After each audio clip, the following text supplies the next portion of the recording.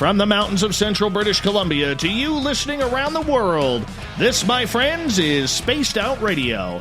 I am your host, Dave Scott, sitting in the captain's chair of SOR headquarters. Thank you so much for tuning us in, especially if you're listening in on our terrestrial affiliates around North America and digitally on TalkStream Live and Revolution Radio. If you want to take a listen to our archives, they are free for you at youtube.com/Spaced Out Radio. Just do me the favor, hit that subscribe button.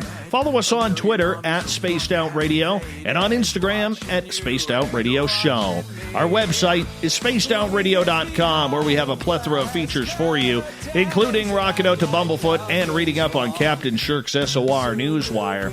Tonight's show is brought to you by Chive Charities. Help make the world 10% happier by visiting Chive Charities today. You can find them on our website. Geraldine Orozco is one of our more popular monthly guests, and we get our Zen and Chi fired up for the spiritual you. Geraldine's path to spirituality started with a life-changing contact experience in 2013, which resulted in the activation of psychic abilities. Then in 2017, she underwent several hypnotic regressions with vetted therapists. Regressions uncovering a lifelong history of ET abduction and participation in human hybridization. Currently, she believes she has 24 hybrid children as a result. Her life now is dedicated to the dissemination of knowledge of hybridization programs and the correction of the commonly held dogma of the human genetic timeline, historical record, and human structure. Geraldine is the owner of Bay Area Meditation in San Francisco, California, which specializes in corporate wellness programs for Silicon Valley giants like Google, Facebook, and Instagram. You can find her at GeraldineOrozco.com. Then at the bottom of hour number 3, I will bring you the SOR Newswire, brought to you by Paranoia Magazine. The lovely and talented Geraldine Orozco. It is always a pleasure to have you here, my friend, as we kick off the last third of 2020 already. My gosh, this year just cannot end fast enough. I know, it's amazing how time has flown, but what a year it's been. What a beginning of a revolution, of a change inside out. I'm excited, Dave. How about you? Oh, you know what? I'm going to be honest with you. I've had a good time during everything that's gone on the last few months. I have perfected wearing pajama bottoms. You know, I cut my hair. I've decided that I'm growing a new beard. You know, and I'm going to use my Mighty Moose beard oil as a, you know, to keep my chin hairs feeling soft and cuddly. I've had a good time, you know, getting to know nature in my yard and going to look for Bigfoot. I'm good at this. I'm not going to lie. I am very good at this. This is an introvert's dream, what is going on right now. I agree. As an introvert myself, it's been wonderful, and I've gotten a lot done and gotten ready for the next half of this year, or the last quarter of the year, as you were saying, and next year, which is going to be very interesting. So I'm excited. All right. You know what? 2020 has been such mired in, I mean, I remember when we were all growing up thinking, man, it's going to be cool when it's like year 2020. We were all looking forward to this one. Everyone was. There wasn't one single person out there who was going to say it was going to be this much of a crap show. You know, everybody was looking forward to it because of the year, the number, the television show. We were all wondering if Barbara Walters would introduce This is 2020. What a year it has been, you know, but emotionally draining for a lot of people. Mm-hmm. It has. It's been a roller coaster ride. I think that we've all learned a lot. We've experienced. We have gone through, you know, dark nights of the soul, I think, all at once, you know, throughout these past 4 months. And then we've come out, and I think we're coming into a new change. I mean, this is a really important month for us. I think that we are beginning to kind of balance ourselves within all this chaos, which is the beginning of major change in the world. So you guys, we made it through this far. If you guys were able to get it through this far, you guys are going to be good for the next couple of years. I mean, we're just getting started with changes, but we've learned so much, you know. It's been incredible. What have you learned about yourself since this whole pandemic has been going on? One of the most amazing things that I've experienced during all of this, first of all, to trust my intuition. I feel like I have, and I know a lot of you always write me and let me know that you guys have been feeling and having these premonitions of a big change, of something coming.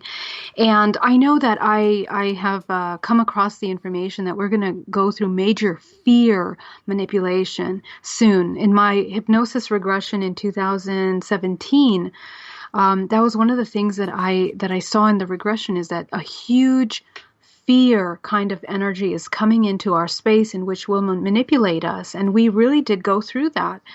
And what I've learned is even though you reach these high levels of understanding of what it is to be balanced, of aware of your emotions, of mastering your emotions, of mastering fear, it's like the levels keep going more profound, the levels of experiencing fear and learning to manage and control yourself when you're in a state of fear and imbalance.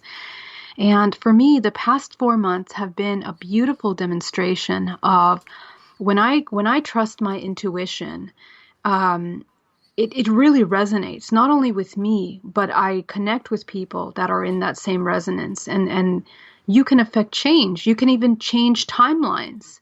By identifying what I want to experience in this moment, I can change the way I experience my reality. And I've proven that to myself. I've proven that to my family, to my nucleus here, which I am share this time with, and even more so with friends, with clients. It's been a powerful expression of the embodiment of how to change and choose timelines. So one of the things that I'd love to share is how to do that, how we want to do that now moving forward. One thing that I have learned about myself is I have really, really grown impatient with people. Mm-hmm. Coming up, and I've always been very open with my depression and anxiety, that I do suffer from it. I don't hide from it because I think there's nothing to hide from.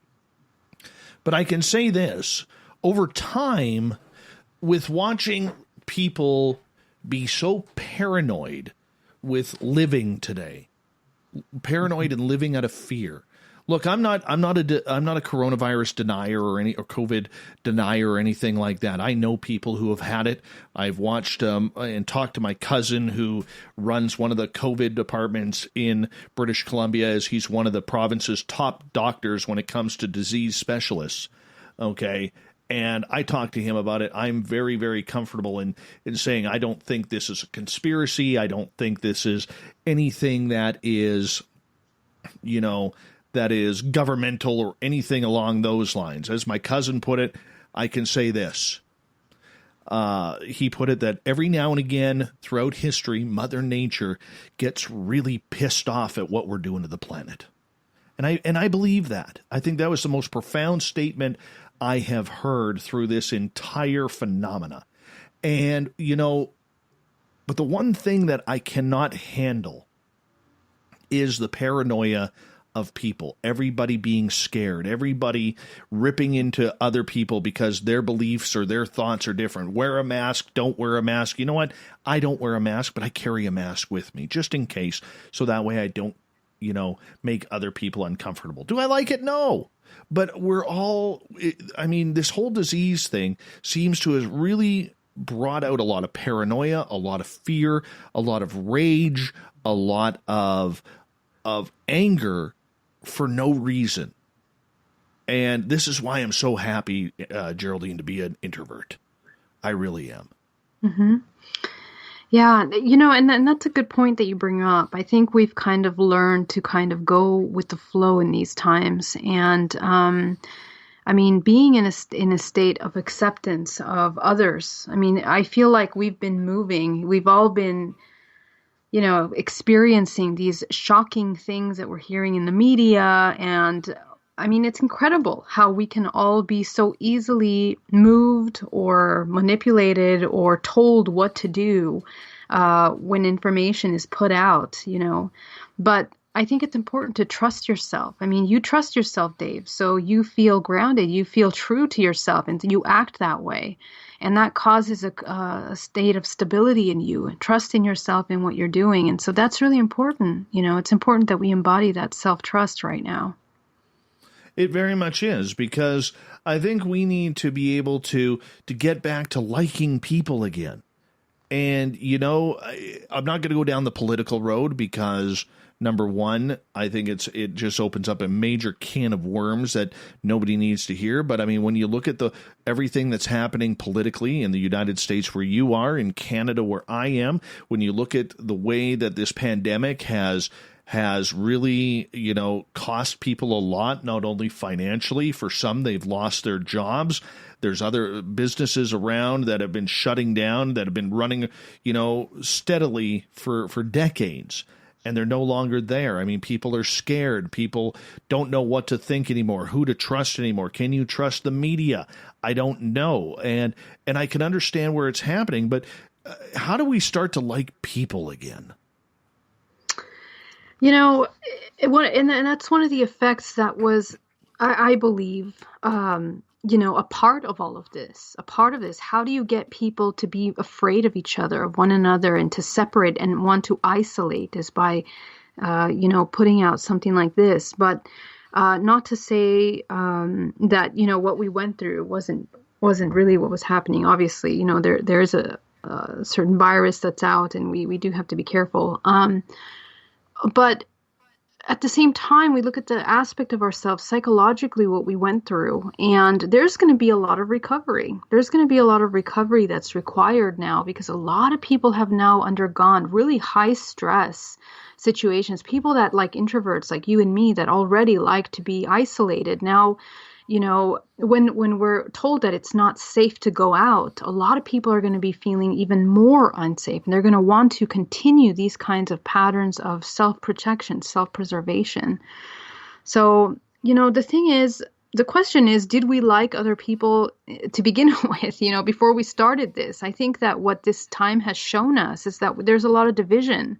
There's a lot of uncertainty. There's a lot of division, and there's a lot of separation in the way that we see ourselves and others. And I think that's interesting that we experience that.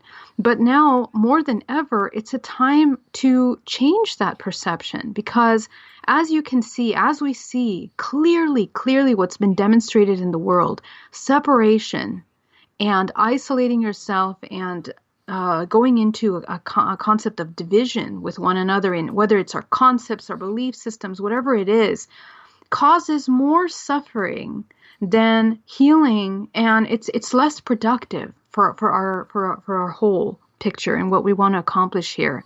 What we need to be going towards now is a unity consciousness, as a way of holding space so that as a community we can come together to begin to support one another. And we're seeing that in the world today. We're seeing people gather together, putting their voices together, speaking up for themselves, speaking up for what they believe in. And I think it's necessary. I think it's necessary for us. How do we begin to love others and like others and accept and tolerate others? We have to begin to tolerate ourselves and what we hate about ourselves, where we find separation intolerable in ourselves, and start to work on that, because as you know, everything that's outside is a reflection of what's happening within you. So the sooner we begin to confront the parts of us that want to have that division, that see yourself as separate from others because of their beliefs, because of their race, their creed, their religion, culture, all of those things, that is what's dissolving right now. It's dissolving. Everything that's occurring right now is meant to dissolve that. So the year 2020, we never expected it was going to be like this, but this is the year of unity. It's the year of coming back together, integration, and it's been building up to this point. So it's time to embody that, I think. As people, how do we regain the spiritual connection that we have with other people on this planet? I mean, you know what? It's rare now that you walked, even in my community, when I moved here 5 years ago, Geraldine, I'll be honest with you, coming from city life, I was dumbfounded that there was people, strangers, waving at me and saying hello when I walked down the sidewalk, or holding doors open for me. And, one thing I've noticed throughout the pandemic is we've lost that respect for each other. because we don't want to get too close. We don't want people breathing on us, coughing on us, sneezing on us, saying hello, smiling at us. We don't want any of that anymore. Just go away, grab your coupons from the grocery store and get the hell out. This is what it's come down to. And to me, I look at that as a real spiritual loss for everybody on the planet. And it is, but you see, we've kind of come into this state of survival mode. We've been pushed into a state of being in a state of survival. Anytime that we're in survival, we think that what's outside will hurt us, will affect us, will cause us harm. And so that's where we have to really sit down and kind of think and rationalize clearly, what exactly are we saying there, okay? And so, I mean, there's a lot of information going around, but let's talk about what's true and what we can affect right now. Okay, what we can do now is by working on ourselves, on our parts of ourselves that are causing this illusion of separation, is what causes us the greatest harm. Because if we continue to see everything in the eyes of division, if we keep looking at wanting to be separate from others, that's going to cause us a lot of harm, and it already does, right? We pay too much attention to this external body. The external body, we think of ourselves as this identity of this human being. You are Dave in your body. I am Geraldine in my body. And then we have these stories that we make up around our lives and the things that we are and supposed to be attached to this identity. But we're coming into a time where things have to change. Our focus has to move from being single individuals and to appease the individual need and self, and become more of a unity kind of way of thinking. Okay, we need to look at what's good for all of us. Stop looking at each other as just individual entities. We are one entity. We in other words, our infinite consciousness, which is fragmented into individual bodies, individual souls. If we begin to look at ourselves and others in a way that we're not just fixated on the physicality of ourselves, we begin to shift in more ways than one. Psychologically, we begin to shift. Physiologically and even chemically in the body, we begin to change our frequency and our vibration, how we present ourselves. We begin to expand our view of how we're interacting with things around us. And that is going to be essential, an essential way of thinking and moving in the world going forward. In reality, we are all individual souls. That is the most important thing. That's the most valuable currency of consciousness in this entire universe. If there was a currency of exchange and value, it is the human soul. So each and every one of you is that soul. You are that light. And if you start to look at each other like you are lights, one soul to another, all of these illusions of separation and compartmentalization will begin to dissolve. And I think what's being asked of us now is to elevate the way that we perceive our reality to this level where we are moving past the general physical minutia of everyday life. We really have to get it together here. Because if we continue to just focus on those things that cause us more beliefs of separation and division, it's going to cause us a great stress, anxiety. We're going to believe that we're separate. And that's an illusion. It's an illusion. And there's a lot of different agendas of distraction that are being put out now to push that belief system that we're separate. And that is really what will cause more harm in the long run, and in short term. So that's one thing that we got to focus on now, is to try to move away from that individual physical identity. See, what's hurting me, and I'm going to take someone. I'm a very spiritual person. That I am, as I said earlier, I suffer from anxiety and depression. But what gets me and what hurts me as a person right now, and I'm sure there's a lot of people out there who would agree with this, is being looked at that I am infected. Mm-hmm. Do you see what I'm saying? I remember I went to buy a pair of flip-flops. We have one shoe store in town, okay? And trust me, their selection is not pretty unless you're getting winter boots, okay? because they always have a good selection of winter boots. They keep your feet warm. Did you know that you can get winter boots that go up to like minus 50, minus 55 degrees Fahrenheit? Yeah. That's amazing. Yeah, they're good for, yeah, trust me. Yeah, it's good. It's good to have solid footwear in the cold because it gets cold up here.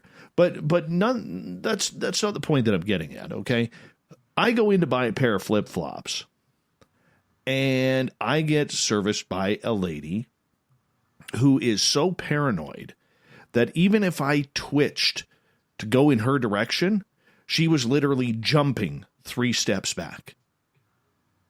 Okay, jumping. Like, not just walking backwards out of security, but jumping. And I felt horrible. I felt horrible that this was happening. I felt sorry for her that she was so paranoid that she couldn't trust me. I felt dirty. I felt I wasn't good enough, that I shouldn't be there. I ended up going to the manager, who I know, because I pulled a full Karen on this one. Went to the manager, and who I've known for a few years, and I said, I'm sorry, but I cannot deal with your employee. And I opened up. I said, I suffer from anxiety, and what she is doing is really firing up my anxiety. So I'm asking you politely to please help me pick out a pair of flip-flops, or I have to leave. You know, now in my community, there's been one case. Okay. There's been one case throughout this entire pandemic, which is fantastic.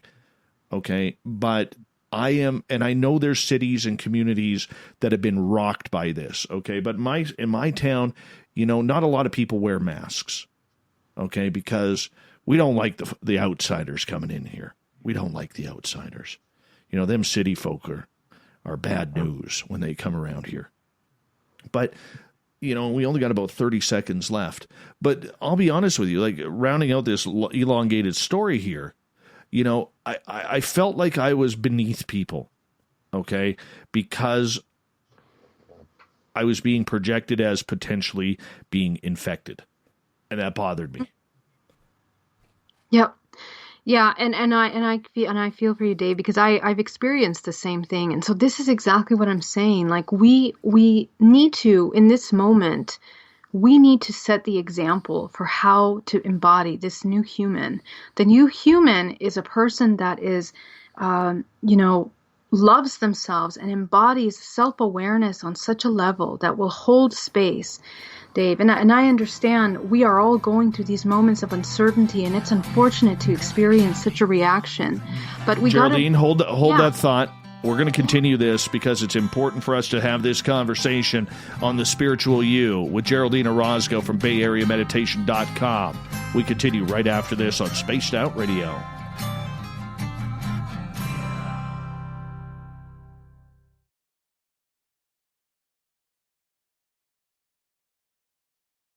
Hey, space travelers, this is John Resig, founder of the Chive and Chive Charities. If you know anything about our website, you know we like to do things a little differently. We're not some faceless organization collecting money for a nebulous cause. Our donor dollars go directly toward life-improving items. Then we give those items directly to an underdog who needs it most. To become a donor with Spaced Out Radio's official charity, Chive Charities, just go to chivecharities.org/donate. From the heartlands of Canada to beards around the world, we know how to take care of you. Fill your follicles with the Mighty Moose Beard Oil. All our oils and balms are handmade and 100% natural ingredients because we care about your beard.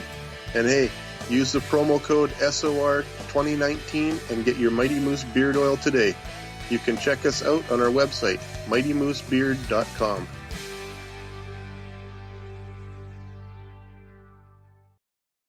Hello, this is your guitar man, Ron Bumblefoot Thal, and I have to tell you, I love the response I get for Little Brother is Watching from Spaced Out Radio fans. It's amazing how music can inspire and make people think deeper about what's going on in the supernatural world. You can head over to my website, bumblefoot.com, to check out my music, my guitar workshops, my touring, even check out some of the hot sauces that I'm working on. And make sure you keep on listening, because with Spaced Out Radio, you know Little Brother is watching. Hey everybody, the SOR Space Travelers is open. For just $5 a month, you can hang out with Dave and our crew privately in our members-only section. With your signing, you'll receive newsletters on what's going on with Spaced Out Radio. You'll have direct contact with the host during the show in our chat, live streaming videos, and a great forum for your posts and more. Become a space traveler now at spacedoutradio.com.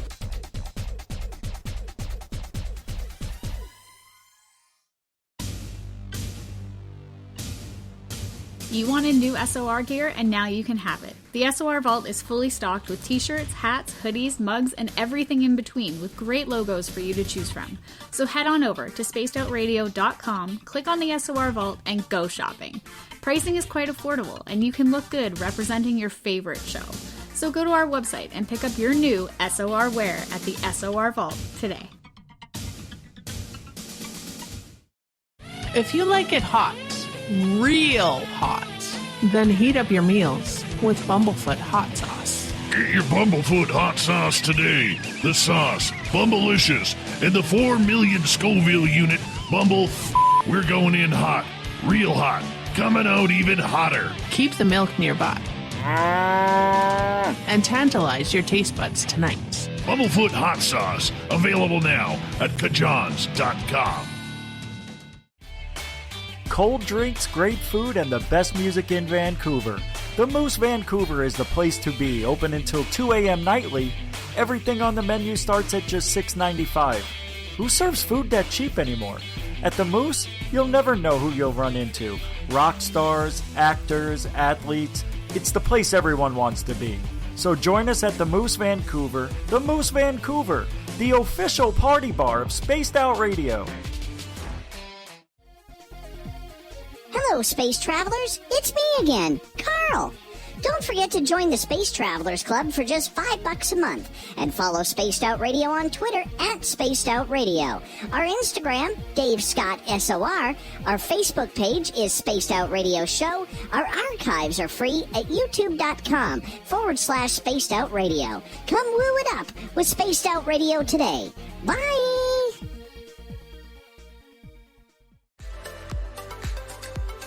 Are you looking for great advertising value for your company? Look no further than Spaced Out Radio. We have a multitude of places to get your name out there, including commercial ads during the show, special promotions, and banners on our website. Our audience is proven to support the companies that support our show. We can make your budget work for you.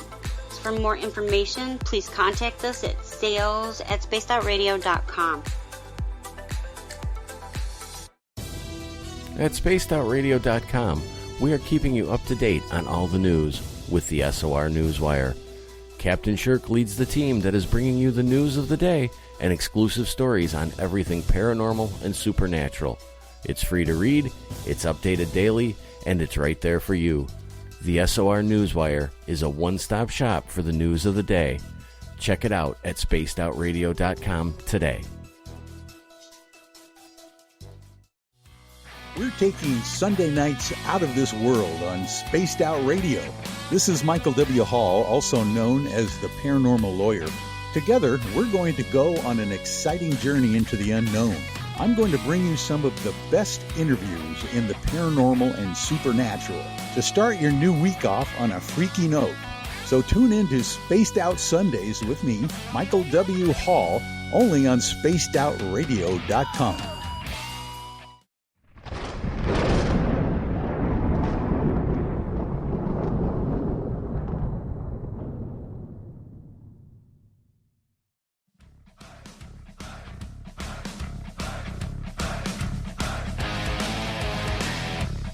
Welcome back to the second half hour of Spaced Out Radio. Tonight, I am your host, Dave Scott, sitting in the captain's chair of SOR headquarters. Thank you so much for tuning us in. Reminder to all of you that if you've missed portions of this show or others, you can check out our free archives at youtube.com/Spaced Out Radio. Just do me the favor, hit that subscribe button. Our website is spacedoutradio.com, where we have a plethora of features for you, including rocking out to Bumblefoot and reading up on Captain Shirk's SOR Newswire. Follow us on Twitter at Spaced Out Radio and on Instagram at Spaced Out Radio Show.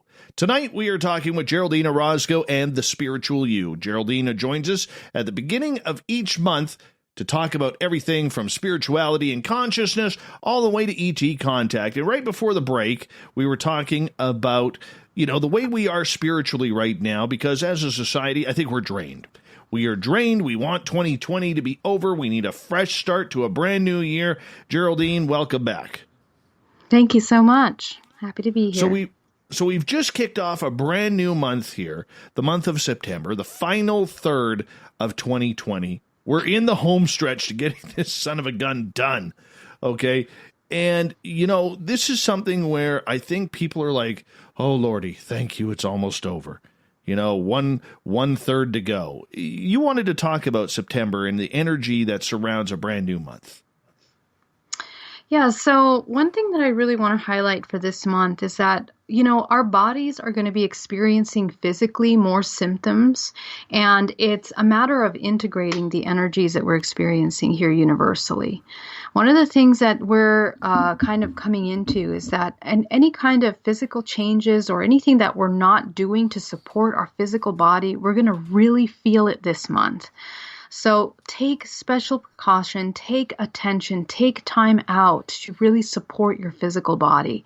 Rest, make sure you're eating a healthy diet, make sure that your body is taken care of in more than one way. Your food, relationships, your spiritual self, in order to create whole health, right? We talk about holistic whole health.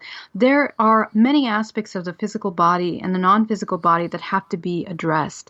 Make sure that you're aligning yourself with all of those aspects of yourself, the intellectual mind, the social aspect of your life, the spiritual aspect of your life, your health, mind and body, and also your financial. What are you creating? What are you manifesting in your life? All of those different aspects of your creation and your abilities, you have to make sure that everything is in balance. So take time to support yourself in those areas, in other words.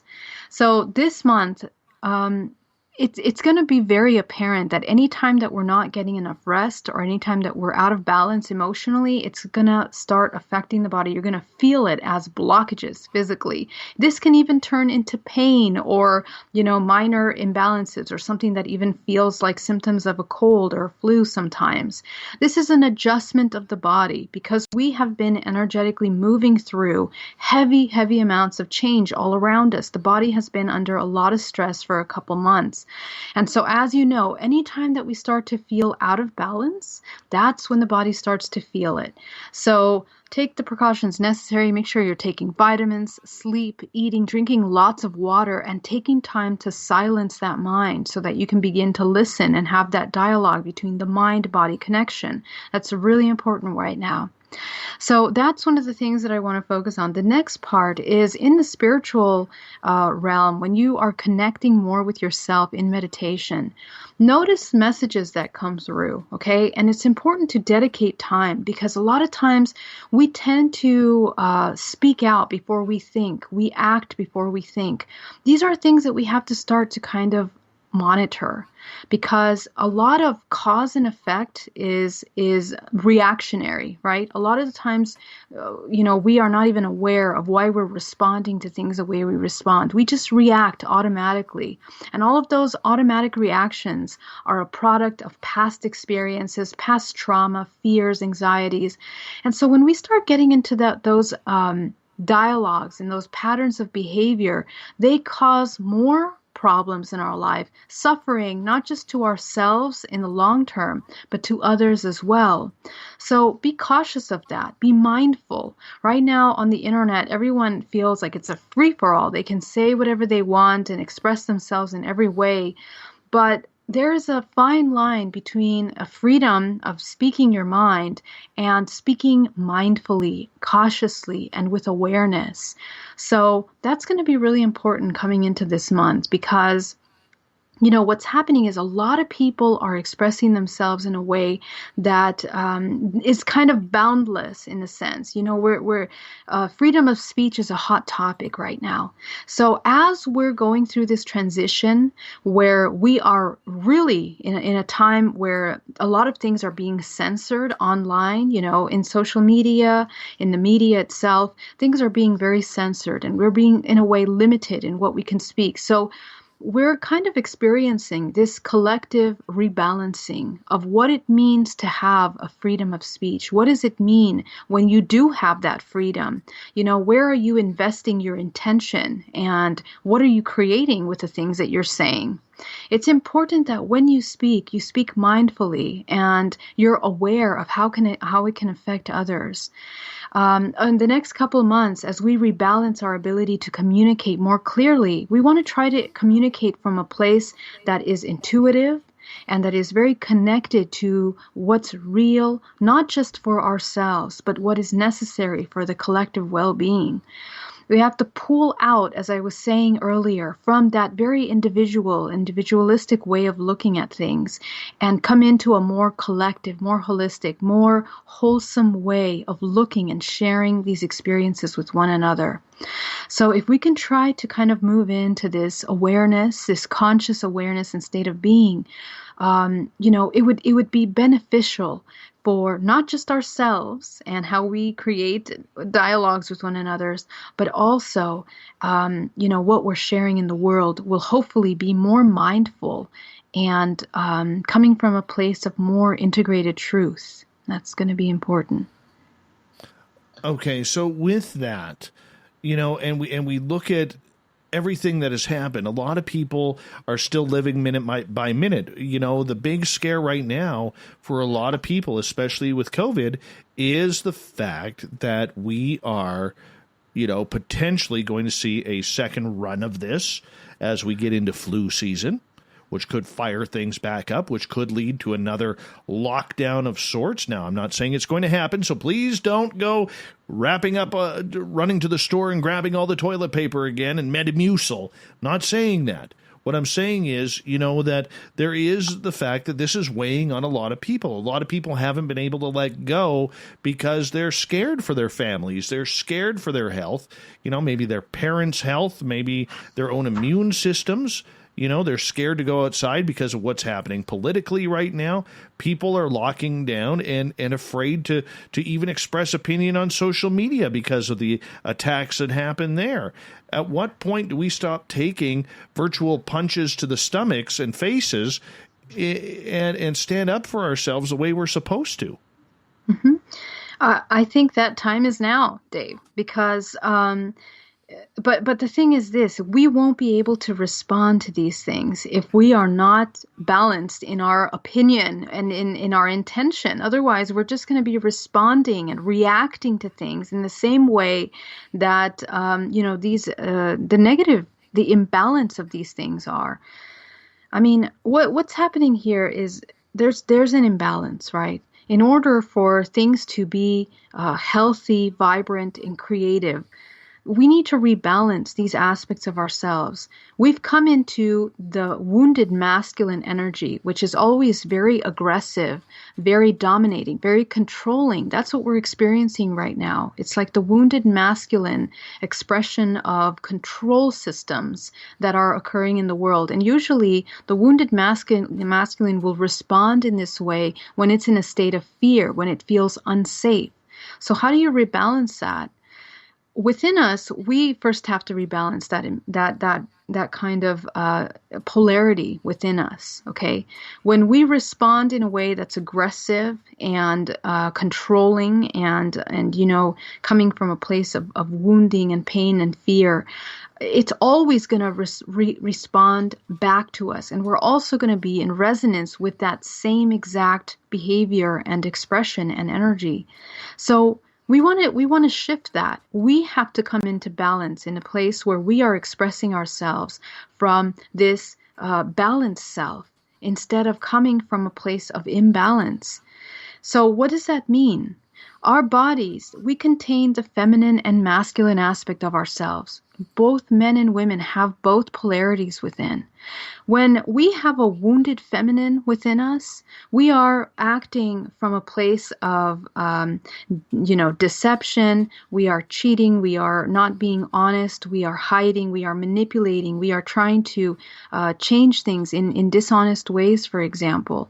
So notice that. Notice when you are embodying any one of these imbalanced aspects of yourself. This has to change from the inside out, because the world is kind of mirroring this kind of imbalance that we are.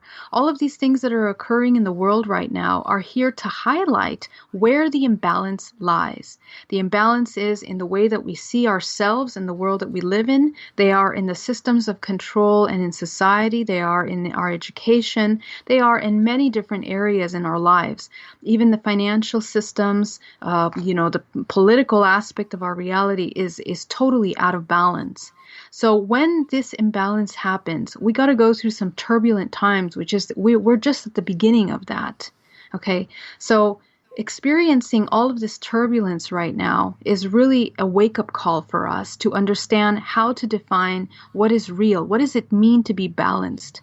A lot of us right now, in the state that we are right now, we don't even know what it means to live a balanced life, to live in a balanced society, because we haven't had that. We're not living that. We haven't had that. And so now we need to re-educate ourselves on what it is to live a balanced life. When we move into a state of harmony and balance, we do things that are cautious, they are considerate, we are compassionate of ourselves and those around us, and we are aware. We are acting with a clear intention. So we got to be able to come into that state. The only way we come into that is by feeling safe, feeling that we're not in survival mode. So we got to change from the inside out. We got to choose where we are investing our time and our energy. If our time and energy is invested in being in survival mode and reacting to the things that others are doing that we don't agree with, we're going to just go in the same pattern of destruction that this entire world is at right now. Everyone is either destroying or self-destroying themselves by coming into this state of fear.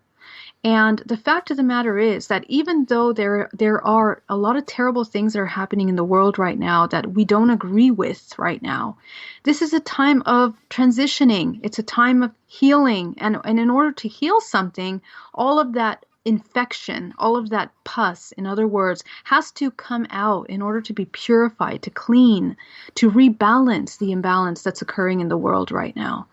So we have to become in a way, and I know this is hard to hear, we have to become comfortable with chaos for a little while until we can rebalance and find our grounding in a new way of being and sharing the world that we live in, because everything has to change. The way that life is right now, our society, the way it's being run politically, financially, and in the education and the food system, everything is being affected, and it needs to be cleared. It needs to be rebalanced again. So we all play a part in that. And I think the part that we play first has to be from having clarity and understanding what's truth. We are not going to understand what truth is if we are not in alignment with our core needs and what's real for us. We have to redesign what a clean, harmonizing society will look like. And it means we got to, in a way, kind of start over. We're going to be kind of starting over at this point. How do we restart? Because we're not built with a restart button. Time continues to move forward. We're not getting any younger. Some of us aren't getting any better looking. Well, some of us are improving. We aren't, we're in the doldrums. We can't travel for the most part. Like, I'll be honest with you. I want to go to the U.S. so bad. I've got a couple of trips planned down there, just to hang out, talk some UFOs and aliens. Can't do it. It brings everybody down. Well, how do we restart? We got to stop focusing again on these smaller picture. The smaller picture right now is what is immediately serving us individually. I mean, and this is what this wake-up call is. It's to shake us out of the illusion of living our everyday lives where we are only focused on our survival and the survival of our family, our immediate survival. We shouldn't be living this way. We never should have been living this way. We should And we need to work towards building a society that is collaborative, that is supportive of one another, that nobody is in a state of survival, suffering, homeless, trying to make ends meet. Like, aren't we tired of that? Isn't it time to change that? Is it okay for some people to have more than others? And to have such a deep imbalance in society, in financial status, and even education. There's way too much imbalance in the world. And what I see is that what we're experiencing right now globally is an opportunity for us to begin to make minor shifts and changes, first in ourselves, then in our families, in how we are operating and living lives.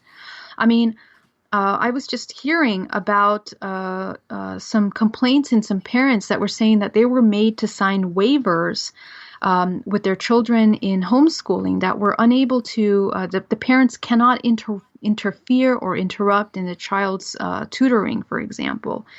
And one of the mothers was so appalled because when she came into the room, the teacher was telling the child that she can't interact with her classmates. She can't interact with her parents. She has to be very careful because if she has some kind of virus, she's going to infect her entire family and her entire, household and friends. So, this is a serious thing. Our children are being, programmed with very deep, fearful things that when we start looking at the science of this virus that's occurring, we're looking that, that's not really the way that works. So there's a lot of misinformation that's being put out there. Do we want to tolerate that kind of a thing? I think it's time to respond to that. And, maybe it's not the best thing to have this kind of public schools teaching our children like this. Maybe we need to start creating homeschooling programs that are going to help teach children and educate them, making them feel safe and empowered. Otherwise, we're looking at tremendous PTSD and trauma we're going to really be feeling 6 months out from here, not just from our children, but we're already feeling that with adults, as you said, like the person at the store that you were visiting. So, so we got to start getting really strong, and we got to start supporting one another at this time. And it starts with us. We got to have a strong foundation. The foundation is to know what's true.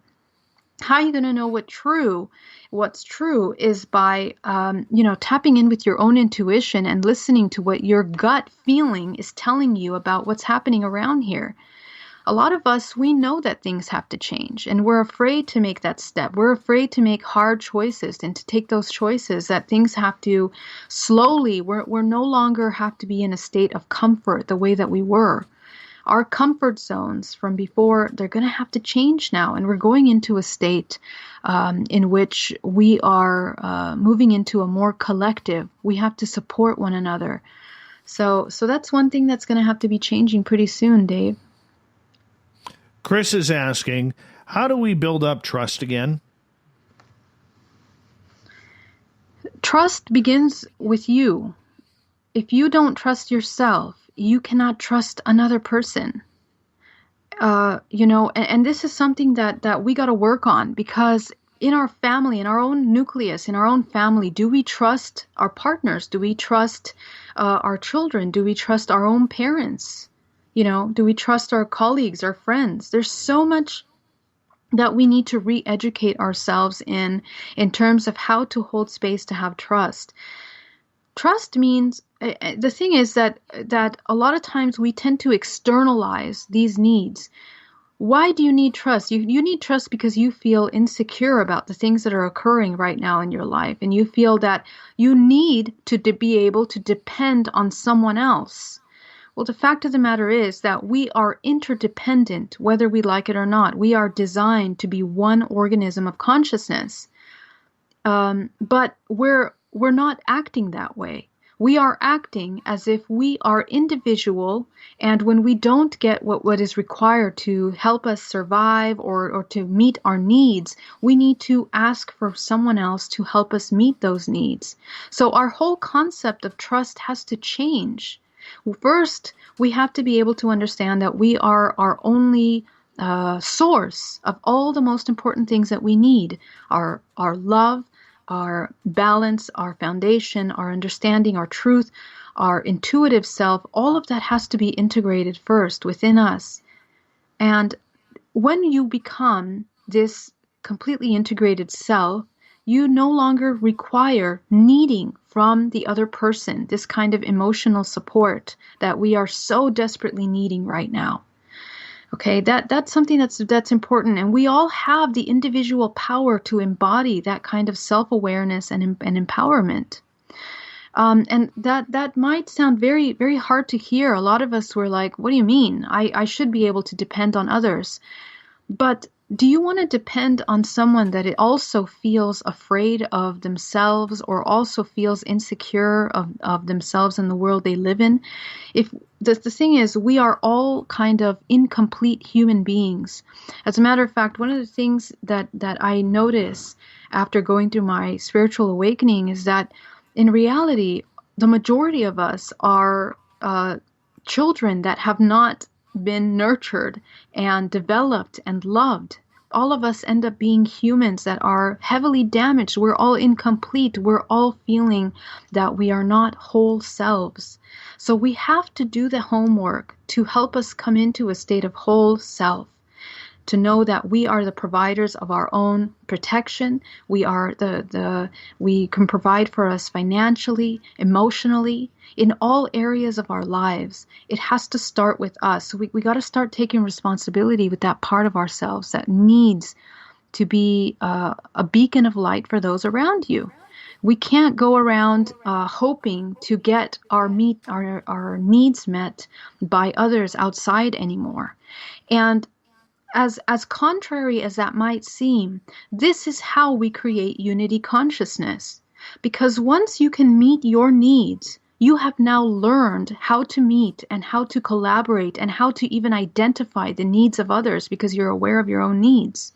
So when somebody comes to you for help, you can now provide that support. And it's going to come from a much higher place, a more productive, creative place than if you're coming from a place of complete imbalance and loss.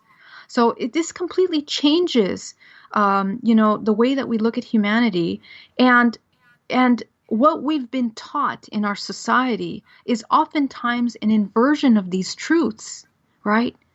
It's so mixed up, the way that we look at society, the way we look at ourselves. So we have to correct all of those inversions, and we can only do that by realizing what we are and who we are.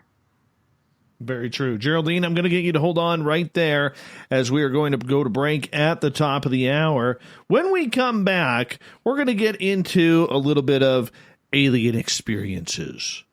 Yes, bring on the aliens, because this is where we're going with Geraldine Orozco from the Spiritual You and BayAreaMeditation.com, based out of San Francisco, California, and GeraldineOrozco.com. Geraldine shows up once a month here, bringing her lovely looks and her incredible knowledge to this show called The Spiritual You. We'll be back with more Spaced Out Radio coming up right after this.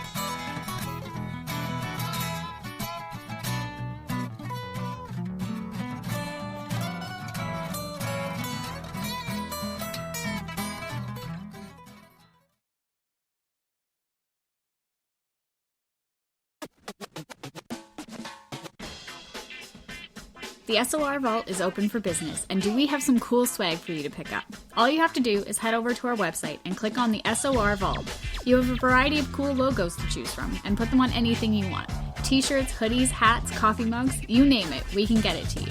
So do your shopping by supporting the store you love. Get your Spaced Out Radio swag at the SOR Vault today.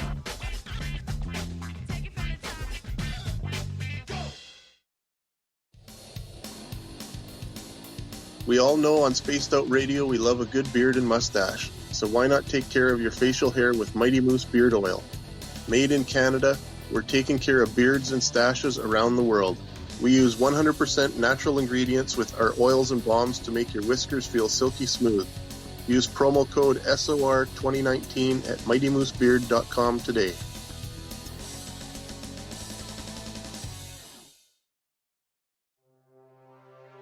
We are scouring the world for the most intriguing stories of your day. Take the time to read up on the SOR Newswire. where our team, led by Captain Shirk, will deliver to you some of the best paranormal and supernatural news, along with some stories that will blow your mind from the weird to the wacky. It's the news outside the news that piques interest, and that's what we're looking to deliver to you. The SOR Newswire, only at spacedoutradio.com. For the price of 1 cup of coffee a month, you can become an SOR Space Traveler. The Space Travelers Club is a place where you can interact with other listeners, either live during the show or on our great forum. We want your stories, pictures, comments, and ideas. You'll get live video streams, exclusive content, and be a part of our newsletter. Stay in touch with everything SOR. The Space Travelers Club is just $5 a month at spacedoutradio.com.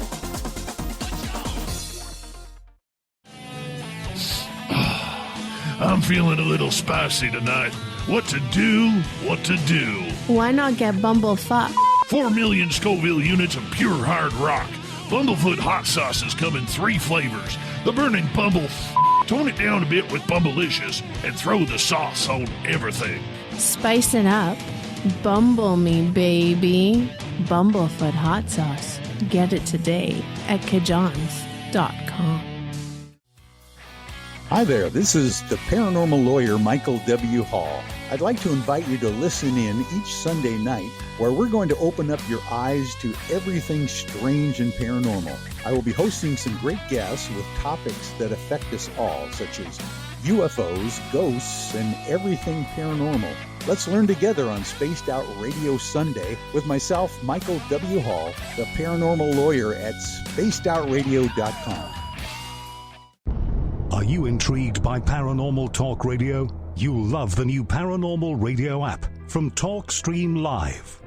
You'll find a great selection of talk shows covering UFOs, ghosts, strange phenomena, and much more. Download the Paranormal Radio app now and start listening to the very best in paranormal talk entertainment, including the network you're listening to right now, the Paranormal Radio app, free in Google Play and the iOS App Store. The party is always on at the Moose Vancouver. The Moose Vancouver is where you want to be when visiting Canada's West Coast. Open until 2 a.m. nightly, the Moose cranks up the rock while serving some of the best rated food in the city. The menu starts at $6.95. Why party anywhere else in Vancouver when the Moose is right there? Get your horns up and rock with the Moose, the official party bar of Spaced Out Radio. Hi, this is Amber Beckrud, and I want to invite you to subscribe to our YouTube channel where we store all of the SOR show archives for free. And as an added bonus, every 2 weeks I'm posting brand new content on Cryptid Tales, where I will get into some of the spookier legends and folklore from around the world and tell the stories that go with them. Find us at youtube.com/spacedoutradio and check out Cryptid Tales today. Drop a comment and let me know what you want to hear. See you there.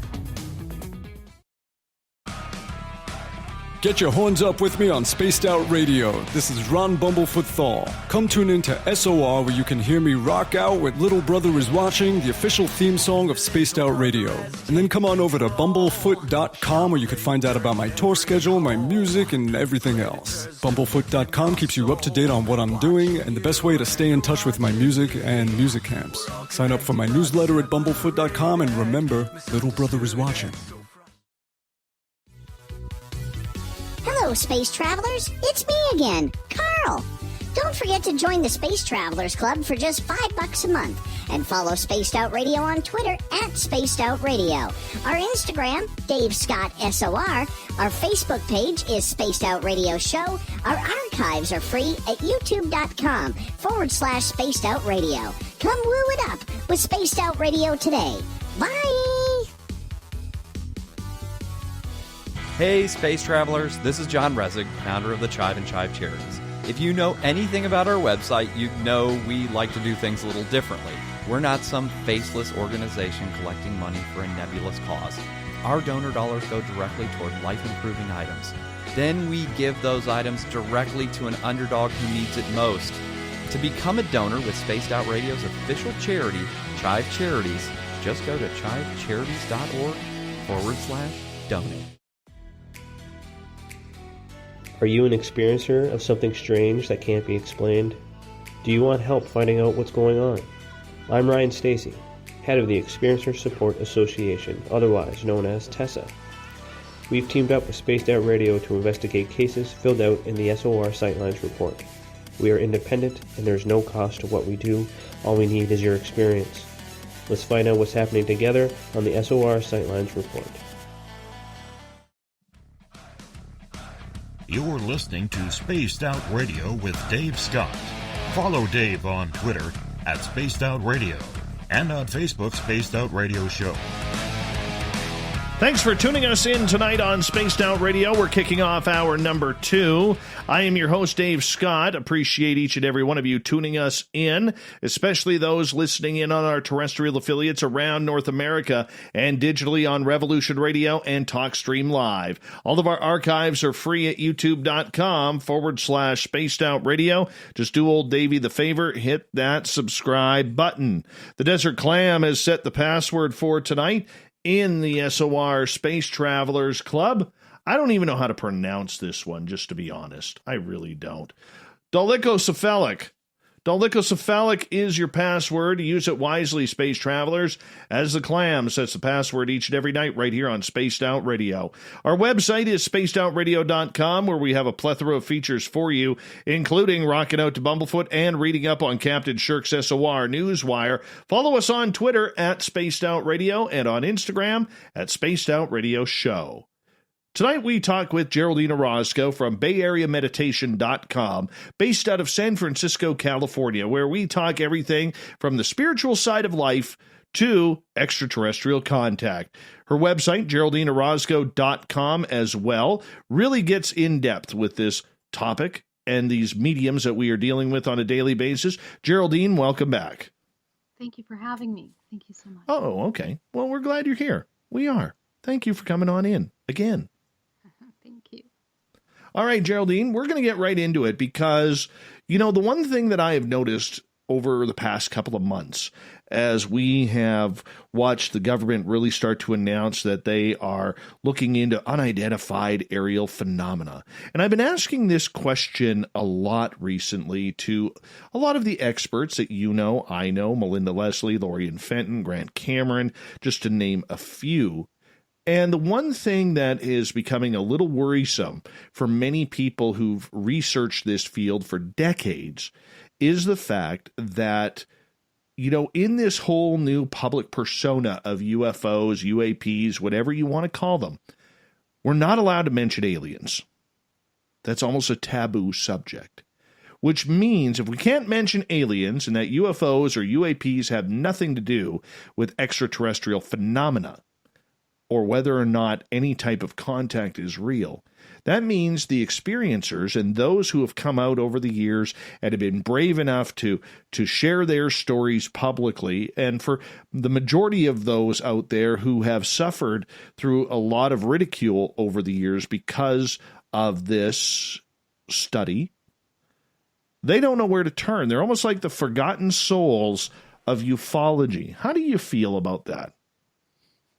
Well, the question is, it's funny. Why would people not ask the question? Okay, if there are UFOs, who's driving those, UFOs? Who is behind the wheel in those UFOs? In other words, and that's one of the things that I find very interesting, that they want to try to omit that question. I mean, even when the government is trying to do research on UFOs, it seems like they step over that question. But I believe it's one of the most important questions, unless all of the crap that we're seeing here on Earth is reverse technology from our own government.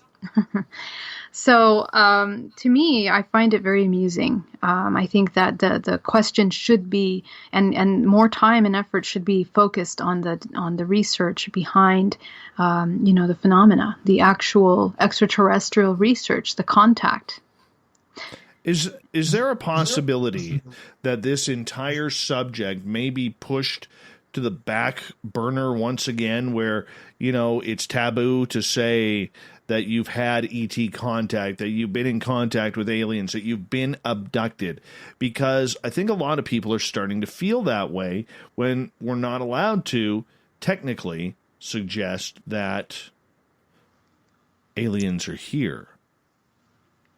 Well, a lot of time, a lot of effort, many years of conditioning and programming since the 50s, actually even before that, since the 40s, have gone into dismissing and ridiculing the term alien, or the concept that there are extraterrestrial life forms that are like humans. Of course, in history, we do have some documentation about our very own government signing documents with the Greys in order to allow for abductions, right? There is that. So I think that a lot of time and a lot of effort has gone in since that time as well, with films, with media, with the entertainment industry, to try to ridicule this topic, the topic of ET contact, extraterrestrial contact, interdimensional contact. Any of these areas of knowledge, of information, of study of these kinds of contacts have now turned into something that is completely fantasy and even sci-fi. The whole concept of disclosure was even created by our own CIA for many reasons, right? The whole concept of conspiracy theories were created in order to completely ridicule these kinds of topics that are completely fringe and that are really hiding a tremendous amount of information that is available for us if we take the time to do the research. So I think that our focus has to go into listening and making space for experiencers that are having experiences, because they're the ones that are, up front experiencing and having these kinds of ET contact. They also give us a lot of valuable information regarding contact through regression, through hypnosis. So it's really important that we pay attention to those, because it is one of the most valuable information that we can have. Okay, so with that, when you look at everything that's going on, are we going to see more people kind of go backwards because we are not open-minded to it? We want the science. We want the hard facts. We want the data. We want what the military knows, what the government knows. And, John or Jane Smith, who have been abducted their entire lives, all of a sudden, because they have no proof or evidence outside of their own testimony, they are no longer considered credible, like Benny and Barney Hill were, like Travis Walton was. Mm-hmm. I mean, and this is where we have to start changing the way that we, respond to these kinds of documentation of those experiences. We have to take more time to listen to them. People that have experiences share very unique things in common. Side effects that are non-physical, marks on the body, trauma that is a result of this contact. I mean, we can go on and on. There's lists of things that are very specific points of extraterrestrial and interdimensional contact. So I think the more that we allow ourselves to be open to the phenomena, and stop trying to put the phenomena into a little box of only UFOs or, the unidentified aerial, UAPs, in other words. I'm sorry, what is the acronym, that new acronym that they utilize? UAP. Yeah, UAP, right. So we have to go beyond that, because I feel like it's a deceptive illusion. It's deception to focus purely on that, but yet not question, not just the physics behind that and how we came across the physics of those kinds of aerial phenomena, but also, on the bigger picture, if it's not reverse engineer, then we're talking about an intelligence that's beyond our science. And that is something that if it were to go into mainstream, it would really, once again, restructure our entire belief system of everything. I mean, it would really put into question physics and how we live in our reality that we live in right now. So I think a lot of money and a lot of effort is put in by these systems in order to conceal a lot of this information. So once we're made aware of that, in my opinion, the next step is, okay, if that's happening, that means that maybe I need to put my focus on this other aspect, which is, okay, the experiencers, those that are actually claiming to experience it. What do they have to say? What are they experiencing? Some of these experiencers have information about science and physics and mathematics, mathematical equations that we're barely coming into mainstream. Okay, there's a lot of new discoveries in physics and science that are just being put out to the public, to the general public. A lot of technology that's being put out into the general public. So, they're already talking about that, and they've been talking about it for years. These are things that have already existed for a very long time. So there's some very interesting information there that, it would be pretty naive to ignore and even ignorant to ignore. How do we focus on the fact that this is happening through everything that we're going through right now? How do we bring it back to the fact that this is actually phenomena that's real? Well, our mind is not able to differentiate fiction from reality, from what is real and what is not real. Our brain functions in a way that it basically takes an emotion and experience, and if it believes that it's real, the entire body responds chemically and physically in the same way if it was a simulation or if it was an actual real event.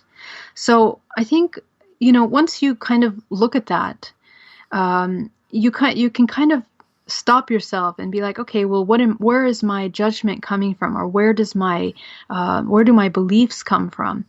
We can't really define what is reality at this point because we haven't known enough. Our science is very limited. Our technology is very limited. It's very behind. But what's interesting is that when we look up at the sky at one of these UFOs, we're looking at technology that puts into question all of our belief systems, all our education that we've, sat in classrooms and got diplomas and degrees on, because then it would put the entire paradigm of our reality into question. It would put religion, society, the political structure, it would put, science all into question by acknowledging the fact that technology transcends any understanding of physics. Right. So when one of these kinds of things come into our physical plane, they have to adapt to the physics of our current space. So I think we need to look outside the picture. We can't solve a problem or find an answer to a problem with the same thinking we would have to recreate our thinking. We need to look at things from a different way.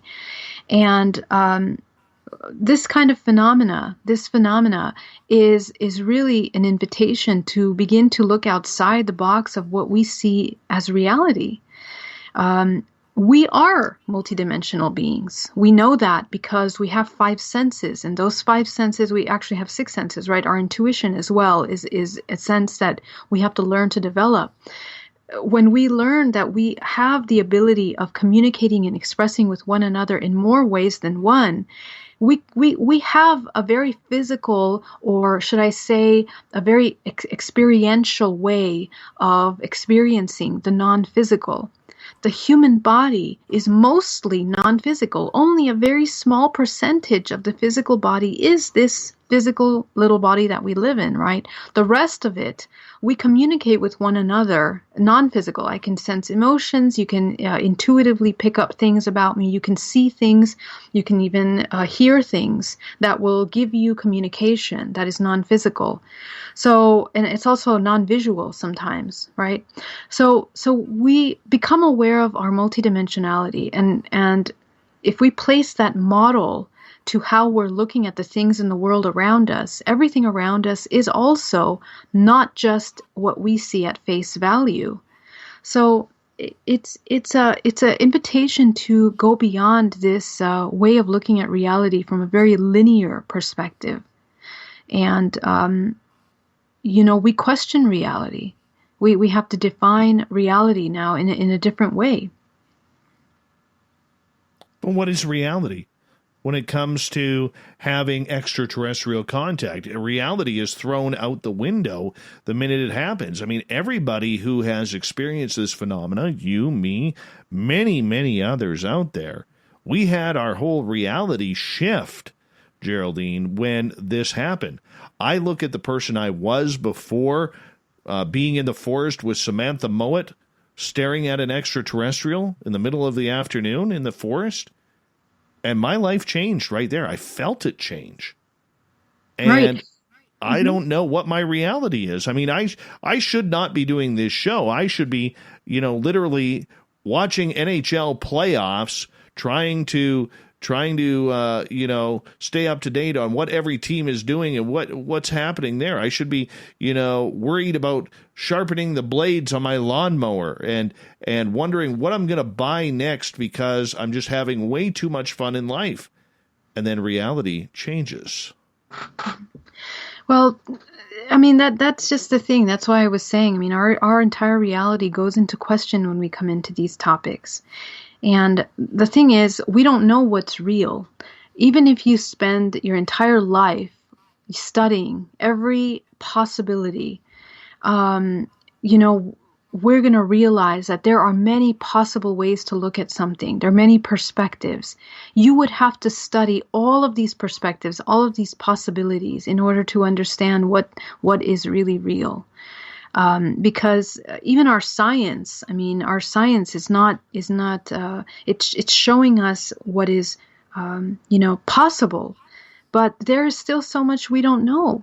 There's still so much we don't know about ourselves, about the world we live in. So it's a constant learning process. The thing is that what's stalling that learning? If we feel comfortable with what we know and we stay in that comfort zone, then like what we're experiencing, what we talked about earlier, when something comes in that causes great change, we're going to feel uncomfortable. And we're going to feel lost. We're going to feel scared. And sometimes we don't want to step outside the comfort zone. So it's the same as what we were talking about earlier. Like we got to be able to embrace these different possibilities of what reality is and kind of throw out the window a very linear way of looking at things, and we can simply do that by just taking a moment to listen to those that have experiences. Just taking a moment doesn't mean you have to believe it, but considering that you can listen to someone and, taking their experience, respecting what they experience and take for what it is, for what that experience is. You can learn a lot from that. Geraldine Orozco and the Spiritual You continuing here on Spaced Out Radio. We have about 4.5 minutes left before we have to go to break at the bottom of the hour, Geraldine. I just feel sorry for people in this field who have come out publicly about this. And yes, it is going to continue. Social media, one of the beautiful things it does provide is an avenue to always be able to speak what you want, when you want, how you want it. That being said, there are those who are becoming more and more critical. Those who have become critical of said experiences that people are having, why do you think they have turned on those who are claiming these extraordinary adventures? Right. That's it's an interesting question. My initial thought is that there's a lot of control. Okay, there's a lot of control in that. I think that it's a lot of these organizations are being controlled in terms of what they're willing to put their focus on, because it would move away from their narrative. Okay, and so what we need to question is be able to ourselves, the viewers, have to choose what we want to listen to, not just follow along with what these major organizations or groups are trying to make you look at. There's a lot of agendas of distraction in the world that we live in today, and a lot of them want to pull you away from looking at the things that are really important, are really, really valuable. I mean, we've spent our entire lives in schools getting diplomas and degrees that are based on lies, on untruths, on things historically that weren't even real, that didn't really even happen sometimes. Falsities, incomplete truths, inverted truths. So, this is the same. It's the same with this. Where are we placing our attention? Does it make sense to only look at one part of the phenomena, just UFOs or just, the aerial aspect of it? I mean, does it make sense to not question the physics behind that? Does it make sense to not listen to experiencers that have seen or been in craft like that can explain to you how it functions even just by being, in that craft, someone that doesn't even have a degree in physics of any kind? So, we have to use our common sense when it comes to these things and intuitively guide ourselves through information. If it feels off that you're only focusing on something that feels incomplete, then look at the bigger picture. Take the time to listen to the experiencer. Go to the conferences where there are experiencers sharing their story so you can learn about it. And if you're interested in that phenomena, if you're an experiencer, talk about your experience. We have to start, like in everything that's happening right now, change the paradigm of things. Me coming out and speaking about my story holds space for the woman down the street to come out with her story and feel safe, that she's not going to be ridiculed, because I'm going to support her. I'm going to say, I believe her. I believe her in her story, and it makes sense. And we begin, because right now, because it's been thrown out the window, we don't have any parameters of truth or of proof even. Nobody can tell me that my story was not true or that there is no proof, because my entire life was affected. I mean, I had miscarriages. I got pregnant when I wasn't partnered. I had side effects, physical, so many things that even until now are still happening in my life that have changed my life in such a profound way. Nobody can ever take that away from me, regardless of what they do or say. So that right there is a representation of me believing in myself and what I experienced, but also that clarity held space for you, the experiencer out there that's listening to this, that has the experience, that needs support, that needs help, and is looking for guidance. And that's where our attention should go, I think, in this phenomena. We should all collaborate and focus on that, Well, I mean, so many questions in regards to that. We're going to have to continue this conversation with Geraldine Orozco when we get back after the break, because this is just getting a little too heavy, and we got to break this down a little bit more. Talking about ET contact, those who have experienced the ultimate phenomena. Is it real? Are we allowed to say it's real? Are people now going to go back into the shadows because we're not allowed to say aliens with UFOs anymore? Yes, it's true. GeraldineOrozco.com is Geraldine's website, as well as BayAreaMeditation.com. The Spiritual You continues on Spaced Out Radio right after this.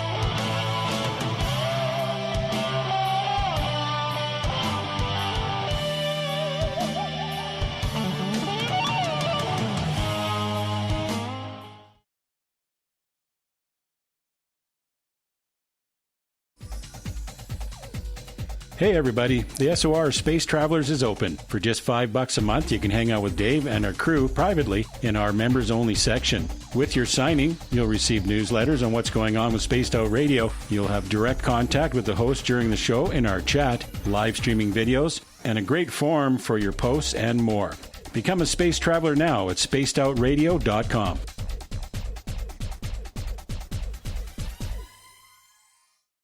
Hello, this is your guitar man, Ron Bumblefoot Thal, and I have to tell you, I love the response I get for Little Brother is Watching from Spaced Out Radio fans. It's amazing how music can inspire and make people think deeper about what's going on in the supernatural world.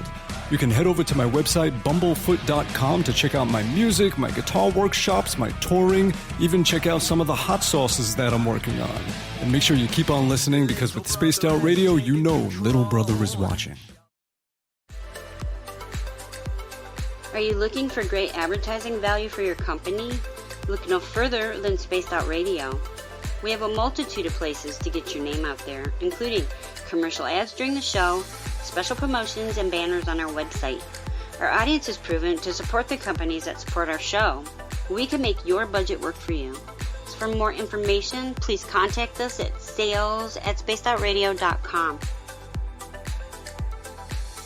Hey, space travelers, this is John Resig, founder of the Chive and Chive Charities. If you know anything about our website, you know we like to do things a little differently. We're not some faceless organization collecting money for a nebulous cause. Our donor dollars go directly toward life-improving items.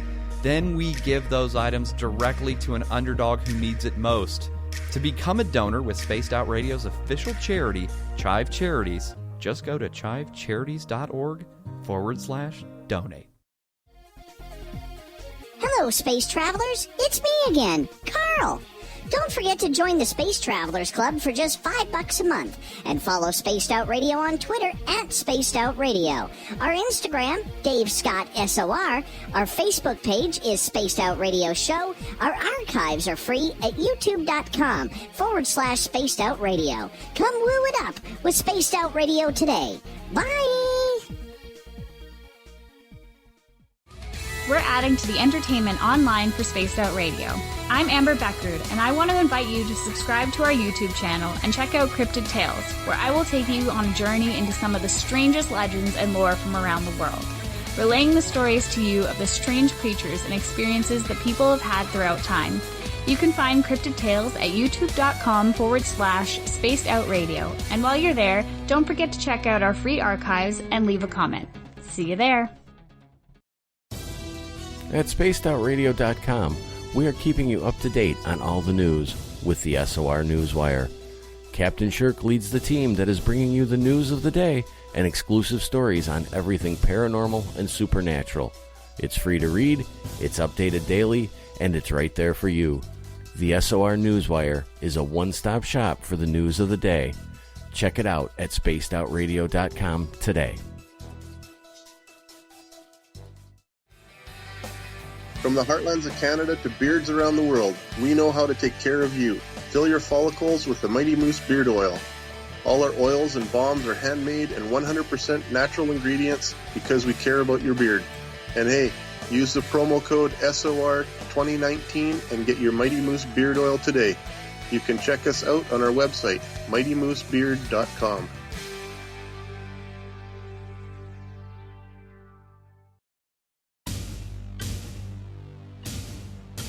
You wanted new SOR gear, and now you can have it. The SOR Vault is fully stocked with t-shirts, hats, hoodies, mugs, and everything in between, with great logos for you to choose from. So head on over to spacedoutradio.com, click on the SOR Vault, and go shopping. Pricing is quite affordable, and you can look good representing your favorite show. So go to our website and pick up your new SOR wear at the SOR Vault today. We're taking Sunday nights out of this world on Spaced Out Radio. This is Michael W. Hall, also known as the Paranormal Lawyer. Together, we're going to go on an exciting journey into the unknown. I'm going to bring you some of the best interviews in the paranormal and supernatural to start your new week off on a freaky note. So tune in to Spaced Out Sundays with me, Michael W. Hall, only on spacedoutradio.com. Cold drinks, great food, and the best music in Vancouver. The Moose Vancouver is the place to be, open until 2 a.m. nightly. Everything on the menu starts at just $6.95. Who serves food that cheap anymore? At the Moose, you'll never know who you'll run into. Rock stars, actors, athletes. It's the place everyone wants to be. So join us at the Moose Vancouver, the official party bar of Spaced Out Radio.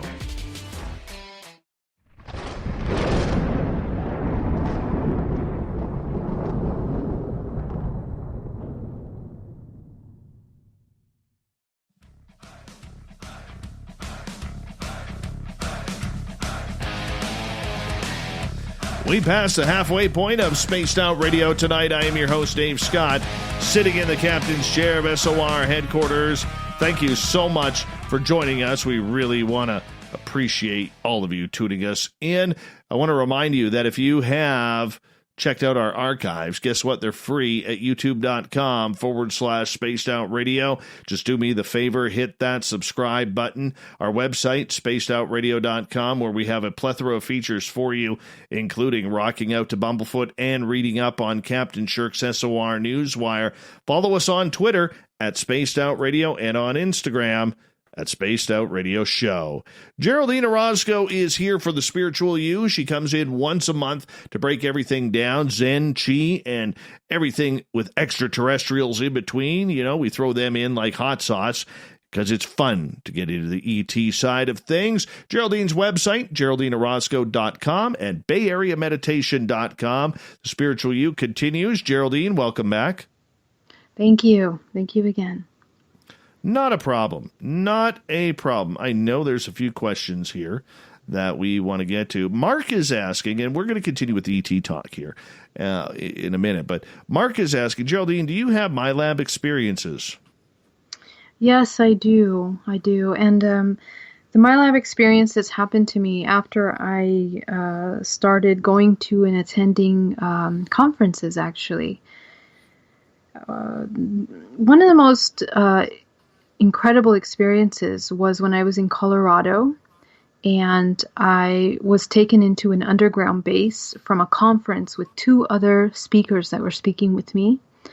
And I was taken in something like a white van into the field in Colorado, middle of nowhere, taken 54 floors underground. And yeah, so it was a very traumatizing experience at that time. But as a result of this experience, they took me and one other of my colleagues, further 8 floors down into this kind of a clinical space where they undressed me and inserted into my back a kind of like a spinal tap, per se. They removed some kind of genetic material from my spine. And yes, it was very, very difficult. I mean, it took me months to recover from that. But this is also how I became aware of the government side of contact and the fact that they are carrying out different kinds of programs that are separate from extraterrestrials, perhaps, in a sense, that are also cloning programs that they utilize our genetic material. And they also have very similar technology to extraterrestrials, not as advanced, but very similar, which is why I talk about reverse technology. Okay, next question. Oh, we got some feedback there for a second. Okay, where are we here? Poetically Mistaken, otherwise known as Devin, he is asking, what is an exercise recommended for developing clairaudience? Clairaudience is just one of our many senses that we have, and it starts with your intuition. So in order to activate, your clairaudience, what you're hearing, it's connected to your ears, which is then connected to the pineal gland and the pituitary gland in the brain, and also the thymus. Those 3 main organs are the ones that are going to be activated when you begin to tap into this hearing ability. And also you're working with your throat chakra, your third eye, and what you're trying to develop is you're heightening and opening and activating your intuitive abilities. And you can do that through meditation, clearing the blockages from throat chakra and third eye chakra. And a lot of the audience, the clairaudience, develops in the 3rd layer of your auric field. So any kind of blockages that you have in the 3rd layer of your auric field, which is the solar plexus, the emotional body, it extends out to the 3rd layer. So basically you want to work on any kind of blockages that you have in self-empowerment, integrating any anger programs. If you still have a lot of anger within you because of abuse or any kind of trauma in childhood, or just in general some anger that has been unresolved, I would suggest working with those aspects first. And as long as you create some balance with those anger programs, you can begin to dissolve any blockages that are here within the throat and the ears area. Okay. The next part is balancing communication. The ears are your sound frequency. It's like a radio wave, right? It's an antenna that is receiving radio waves, different frequencies that you are processing through the ears vibrationally. So you have to become sensitive and begin to get to know how you specifically process different vibrational frequencies.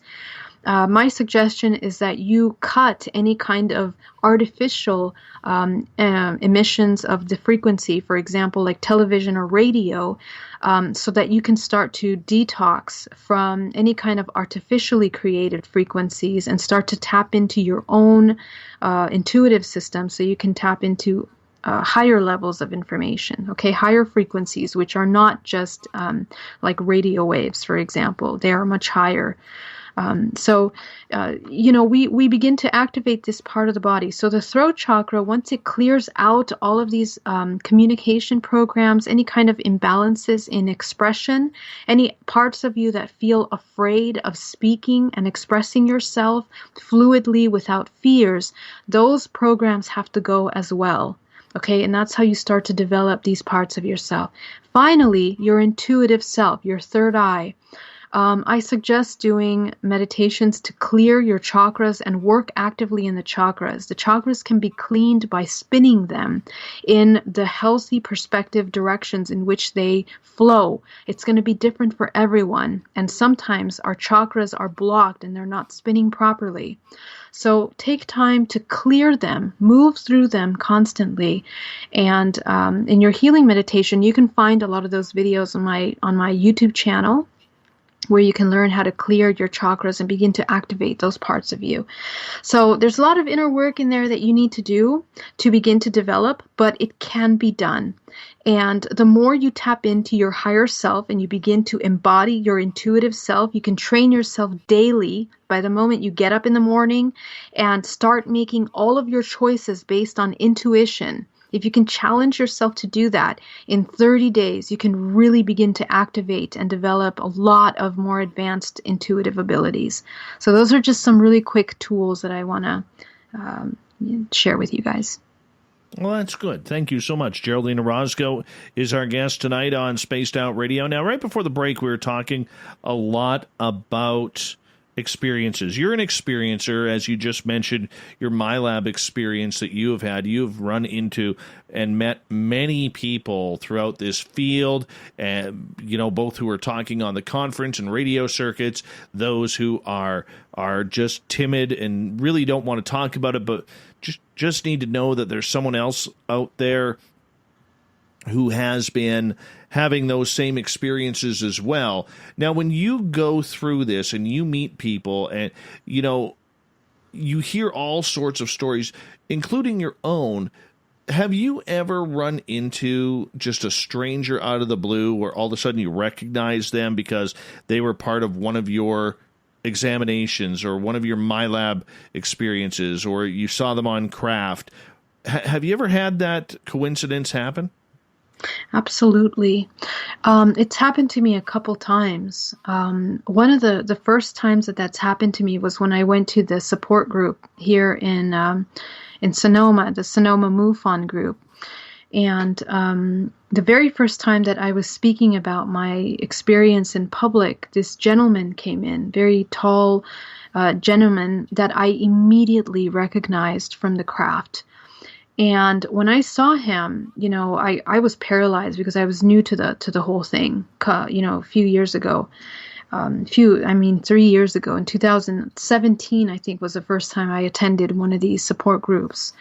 And, it was, immediately I was paralyzed when I saw him because I thought, oh, wow, this man was there. And when you have triggers like this in your memory, in your mind, a lot of memories will begin to surface. That's the interesting thing about support groups, is that even when you hear someone tell a story or tell their experience, begin to describe their experience, when you begin to recognize or hear things that you've experienced as well, it takes you back to that moment and it unlocks other memories, and you begin to kind of almost remote view your own personal experiences. So when I saw him, it triggered immediately memories of being in a room where we were all lined up. We were dressed, but there were metallic tables in a room, a very, very large room in a kind of oval type shape room, lenticular shape room, I should say, kind of like a domed ceiling that was transparent. You can see through to the other side. And a lot of light on the lower floors, and this gentleman was there standing next to me in what looked like scrubs, almost like a very light blue kind of scrubs, and he was one of the person that I was made to go into a room with select 5 other people, and we were shown some kind of imagery. We were shown imagery, and so. The interesting thing about this is that when I approached him about it, I told him he did remember having dreams in a similar space. He was not recalling consciously activity, but he remembered through dreams. So it's very interesting to have that. Another experience is by meeting someone in person, and actually he's a known experiencer, and that night I experienced seeing him on craft. So that was also very, very surprising to experience. I was abducted that night from a hotel, and this is an extraterrestrial experience, and he was there. He was there, a person that I saw earlier. So yes, it does happen, Dave. Do you know when you're going to be taken? Yes, I do. I know the day of, and I can decide whether I want to continue with that or not. Now I can. Yeah. Mm-hmm. Is it the same beings that take you each time? No, different beings. Some of them are, malevolent. Now, more frequently, there is more benevolent kind of beings that are interacting with me more recently. And again, I think it has to do with your vibrational frequency. Okay, so you can change these things. I'm actually going to be publishing a course on my website pretty soon about how to create protective techniques and breaking contractual agreements with experiencers, with extraterrestrials, or any kind of entities that are interacting with you. You can change what you're experiencing with them. And it took me a long time to learn this, but it can definitely be done.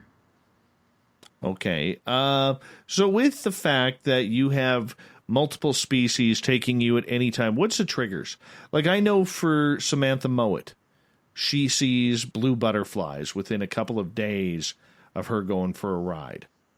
Okay, myself, my trigger is the song from Pink Floyd, The Walls, Is There Anybody Out There? Won't stop playing in my head. That's amazing. Wow, that's so interesting. I haven't had something like that, but I'll tell you what does come up. An owl. An owl will show up and will start making noises, and I realized that, okay, because I wasn't paying attention to the owl sign until I started having the contact experience, and then I started to realize that every time I had the owl sound outside my house, and I live in a very suburban area, okay, these are all these homes, and we live close to a creek, but owls don't usually come into our neighborhoods, which there aren't that many trees.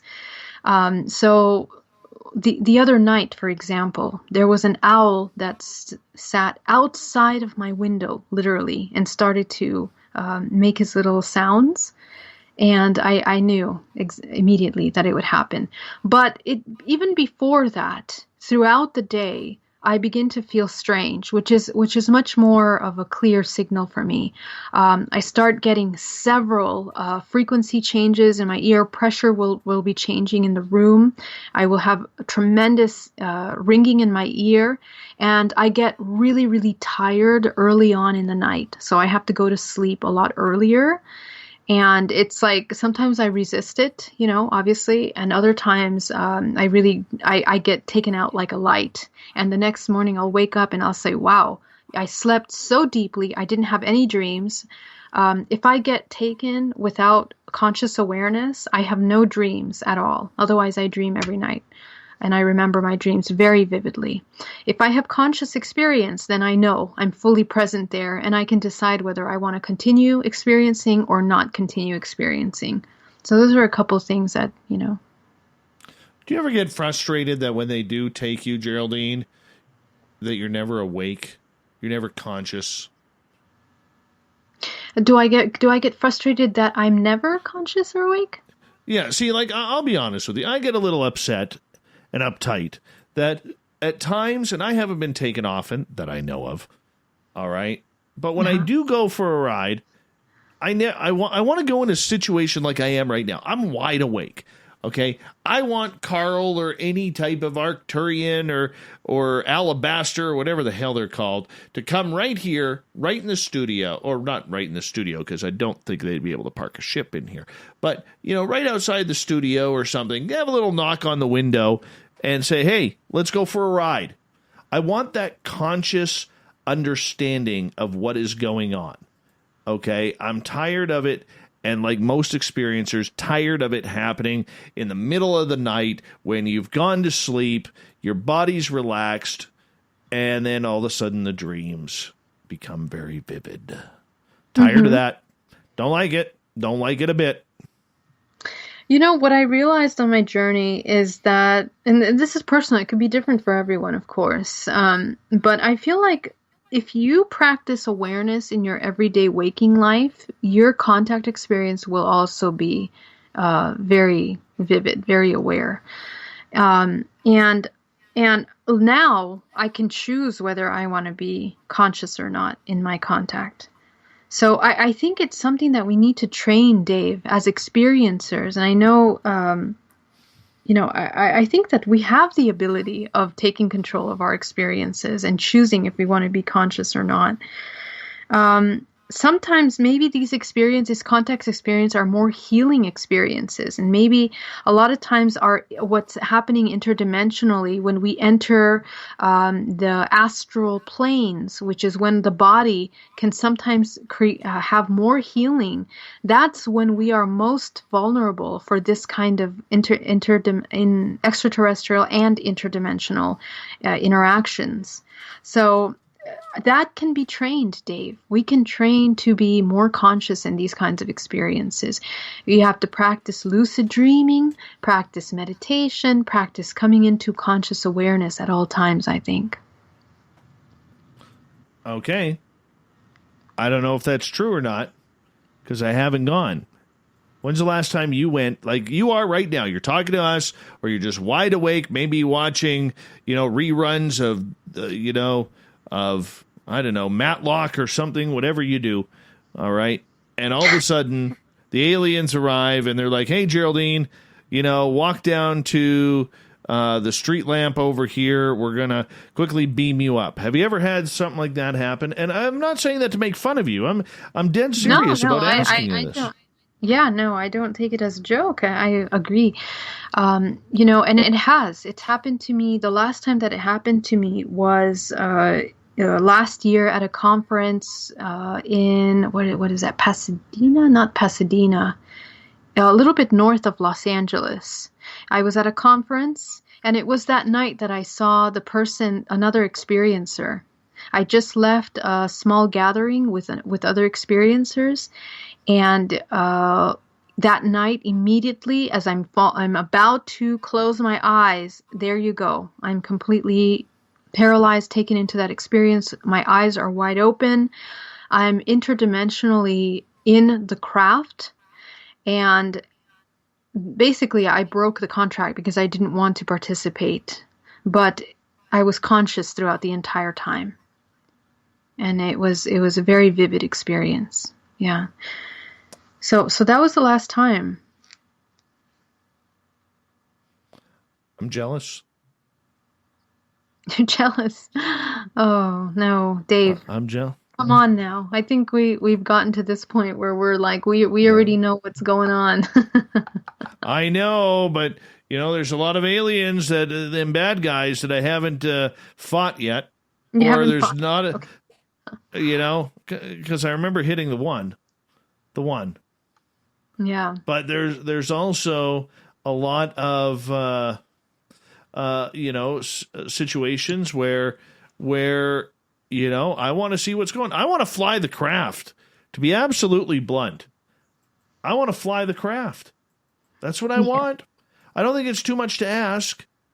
Gone through a lot of this now. Getting real tired of hearing about all these people who get to fly the craft, to go wherever they want. Not old Davy. Nope. I'm jealous. Totally jealous, Geraldine. I'm sure you will manifest it, Dave. If you really want it, it's going to happen. I believe you. I believe it will. I do manifest it. I have a beautiful landing pad about 150 yards from my house. Beautiful landing pad.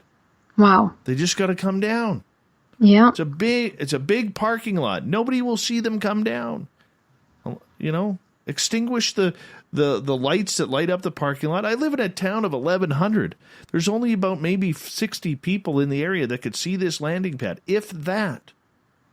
Wow. If that. That's amazing. Well, how do you go out there and summon some ships? Maybe you need to get out there and summon some ships. Well, I used to be able to do that. I used to be able to do that. Yeah. Yeah. Right? Not anymore. Not anymore. Ever since I was cursed, I haven't been able to do that. All right. Well, maybe you're in phase 2. Now your job is to get the information out there, Dave, and you're doing a great job doing that. So. Yes. I think they're thanking you from above. Yeah, that's another bone to pick with them, but that's another story. That's a whole nother story. They haven't seen my paycheck off of this yet. Oh, and trust me, I'm telling you right now, I want their human resources manager named Caralien, right? Caralien, where are you? We have to have a talk. I'm all over it. I am all over it. It's true. Geraldine, I wouldn't make this up. No, I believe you. That was said very, very suspiciously. Very suspiciously. But I'll take it. I will take it. We've only got about 30 seconds left. And you only have to put up with me for about another half an hour. You're okay with that, right? Oh, I love being on this show. It's an honor to be here. And shout out to all our listeners.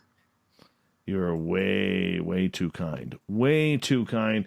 Geraldine Orozco's The Spiritual You happens at the beginning of each month where we get set up for our Zen and our Chi. I don't know where we're going the next half hour, but it's going to be a lot of fun as we have Geraldine for another 30 minutes, and then we are going to join Vancouver, talk with Shane at The Shift, going right across Canada. Going to talk some UFO stories. Remember that story that I had where I emailed a bunch of members of Parliament here in Canada? I got a response today. Wow. Yes, I did. I got a response. That's coming up all in hour 3 of Spaced Out Radio next. I got a response. Yes, I did.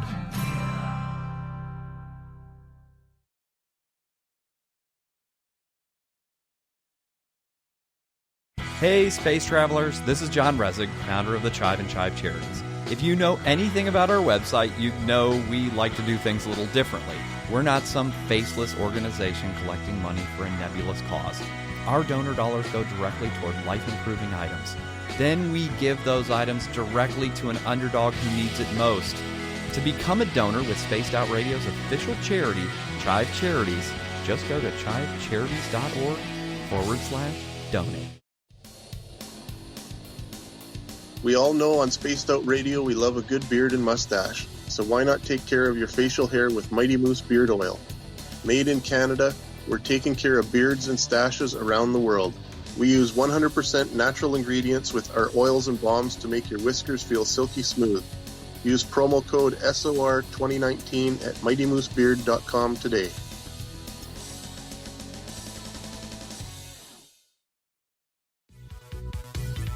Hello, space travelers. It's me again, Carl. Don't forget to join the Space Travelers Club for just $5 a month. And follow Spaced Out Radio on Twitter at Spaced Out Radio. Our Instagram, Dave Scott SOR. Our Facebook page is Spaced Out Radio Show. Our archives are free at youtube.com/Spaced Out Radio. Come woo it up with Spaced Out Radio today. Bye!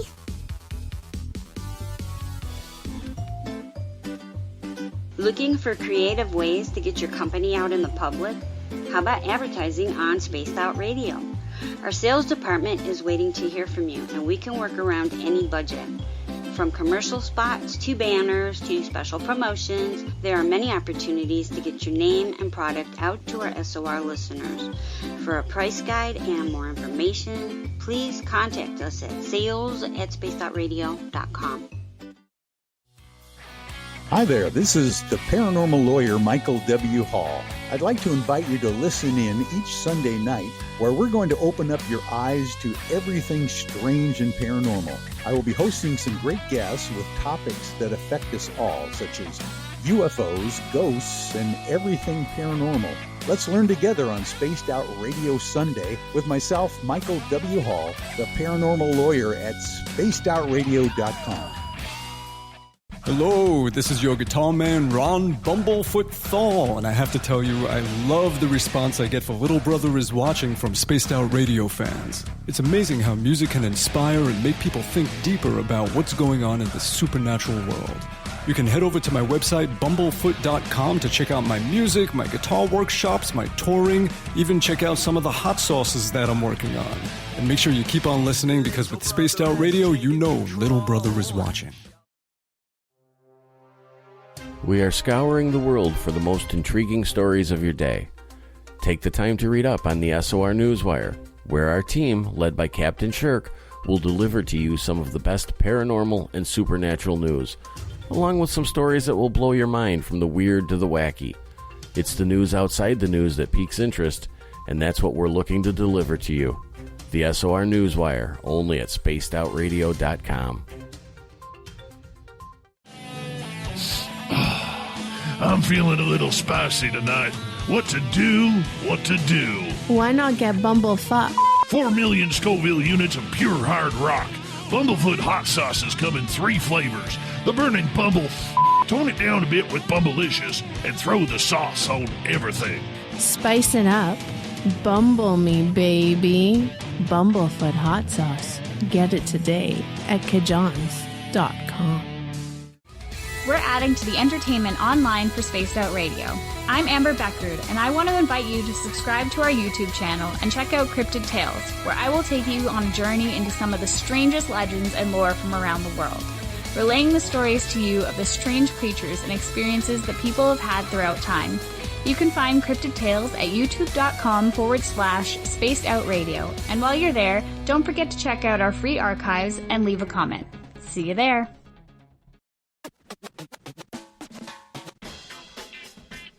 The SOR Vault is open for business, and do we have some cool swag for you to pick up? All you have to do is head over to our website and click on the SOR Vault. You have a variety of cool logos to choose from, and put them on anything you want. T-shirts, hoodies, hats, coffee mugs, you name it, we can get it to you. So do your shopping by supporting the store you love. Get your Spaced Out Radio swag at the SOR Vault today.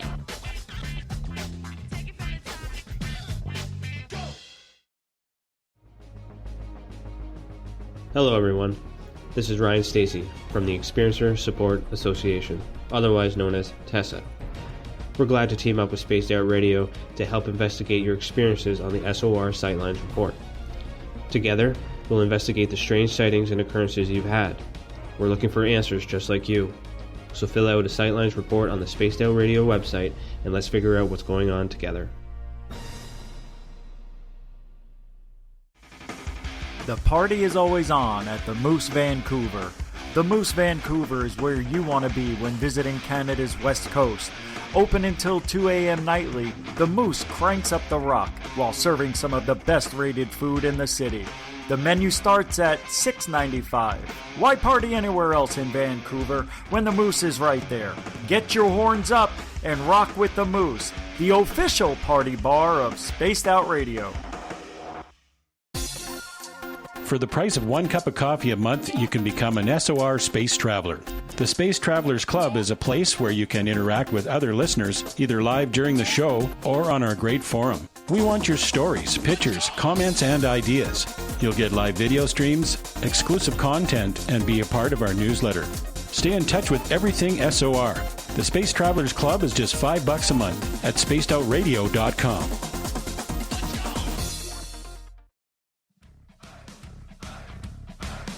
Would you like to connect with us?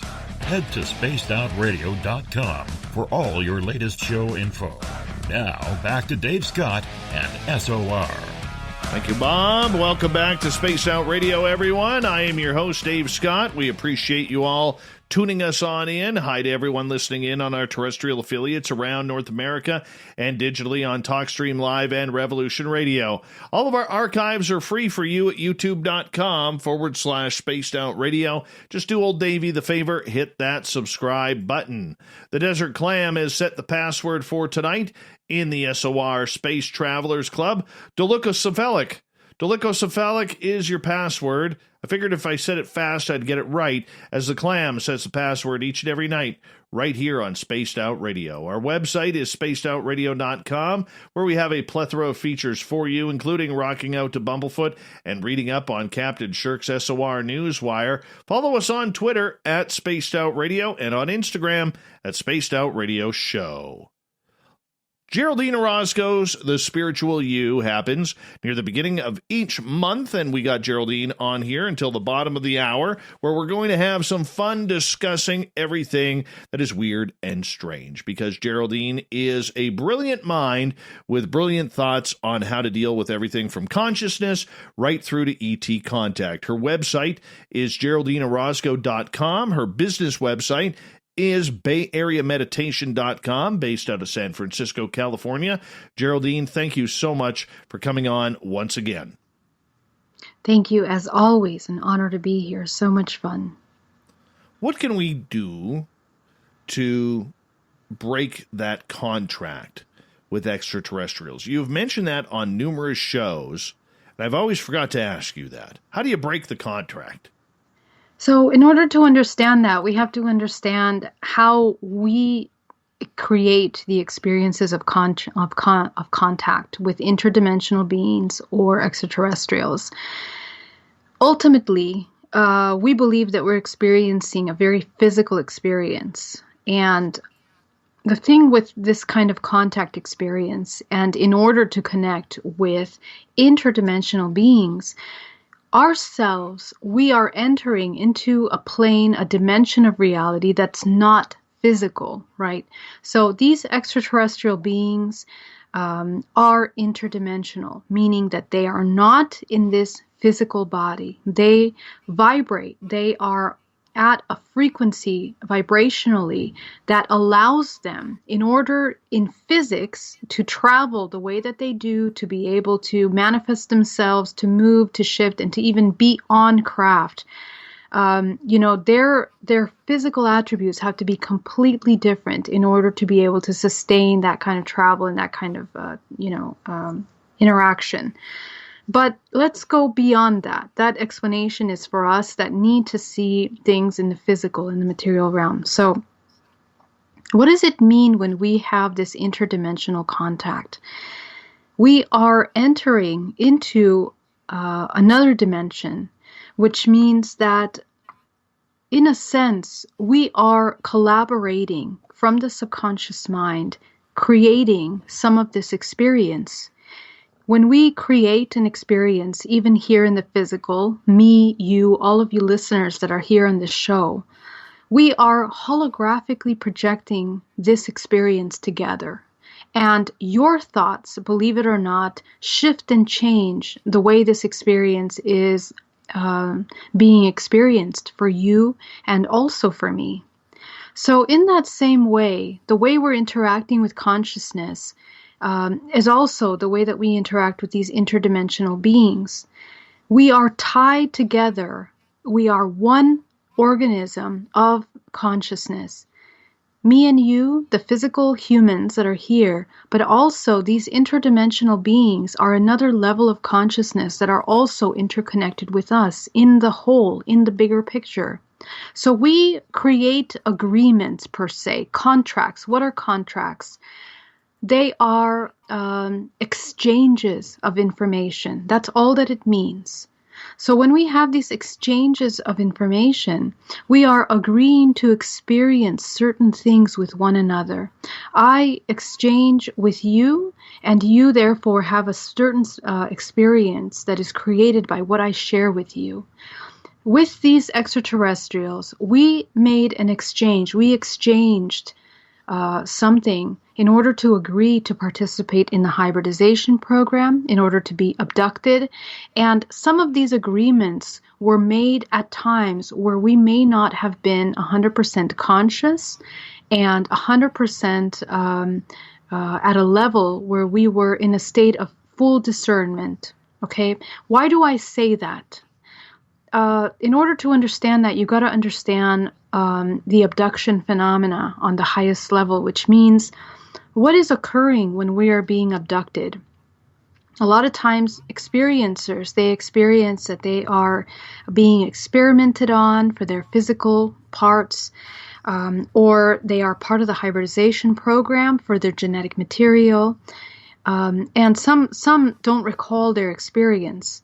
But I believe that the majority of experiencers are utilized for their genetic material in one way or another.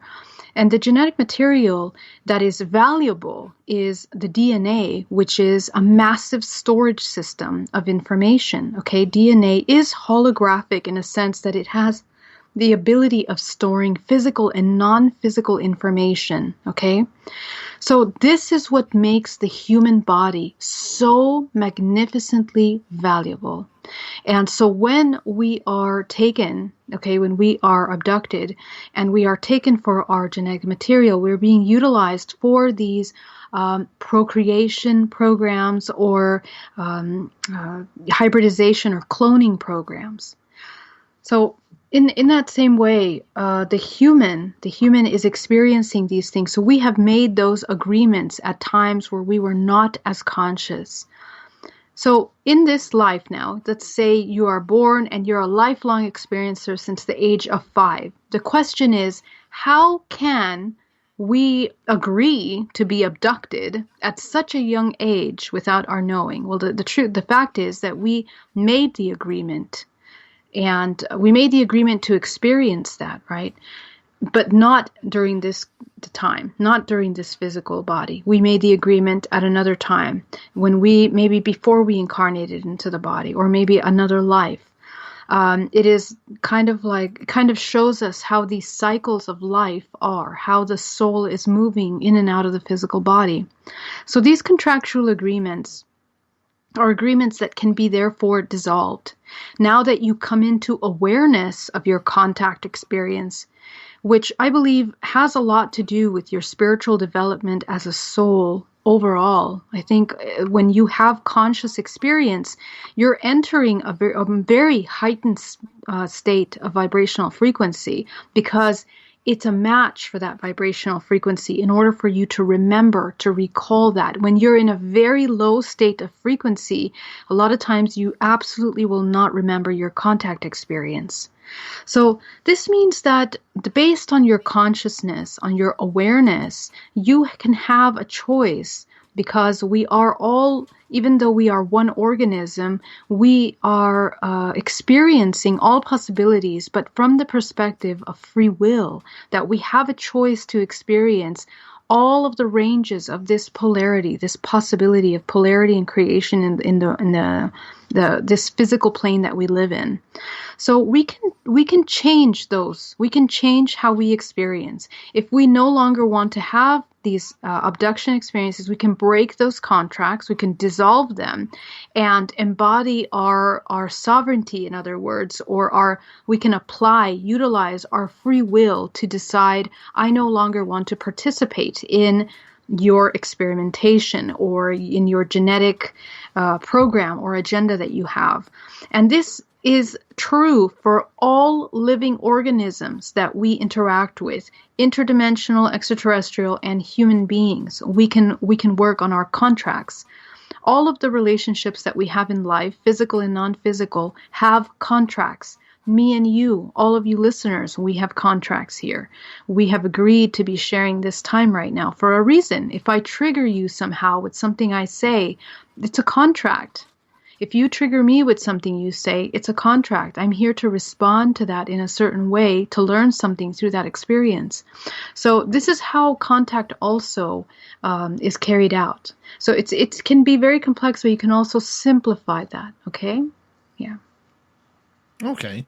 So as we are carrying out these contracts that we made previous to incarnating here, do those contracts follow us to a next lifetime? Because that would then suggest that reincarnation continually happens. Right, and that's exactly right. But the thing is this. Here's the thing. We look at time as being linear, and that's the problem. That's where all of these concepts no longer make sense, because we think things are in the past.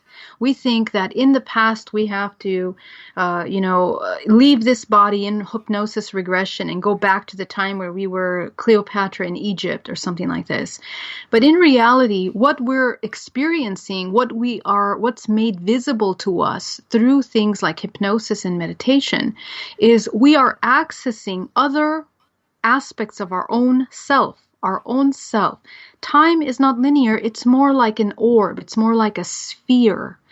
And whatever part of that sphere, imagine little dots, a sphere that's made out of little dots, okay? All dots that are creating the sphere. Whatever dot in that sphere is aware of itself is the one that's experiencing the present moment.